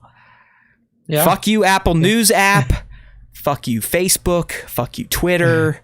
Fuck all of it. Except Instagram. That's my one little safe space, at least at Star Wars Time Show. So there you go. For the Star Wars Time Show. So that's the end of the show. So Matt, you just got off of a diatribe. Take us into another diatribe. I got to do this, man. All right. It's time to do that Star Wars Time Show dance. Shim, a shake, a shimmy, shimmy, shake, shake. Give it to me. Let's go. And where are we going? Well, we're going to StarWarsTime.net. For those of you that are new to this shit show we call the Star Wars Time Show, this is our home. This is where we put out our content and most of the topics that we talk about. And if you can tell by all the ads in the video version on the site, I have been looking for alternative forms of exercise equipment. And yes, I did buy this Gorilla Bow and not through the ads on StarWarsTime.net.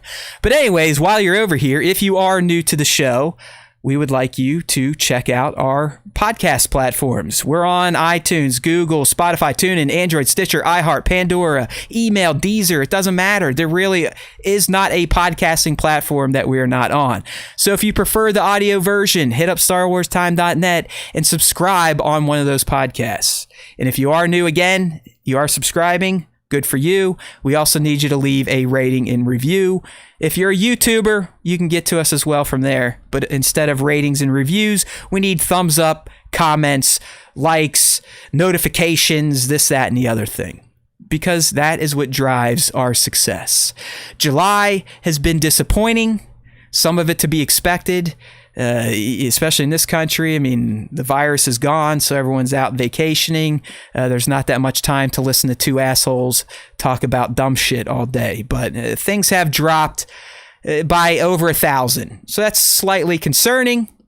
So we need you, all of you, new and the fandos, the loyalists, the dedicated assholes, those that come here for the live chat every week, the Tones, the Liams, the Gregs. Keep it up. You're all doing great. But we can always use some more love. We need it. We're like Tinkerbell. At least I am. I need to feel loved. And besides, we all know this, so let's educate the noobs. There's always time for Star Wars Time, so get with it. And if you listen to the Star Wars Time Show, the Force will be with you. Always.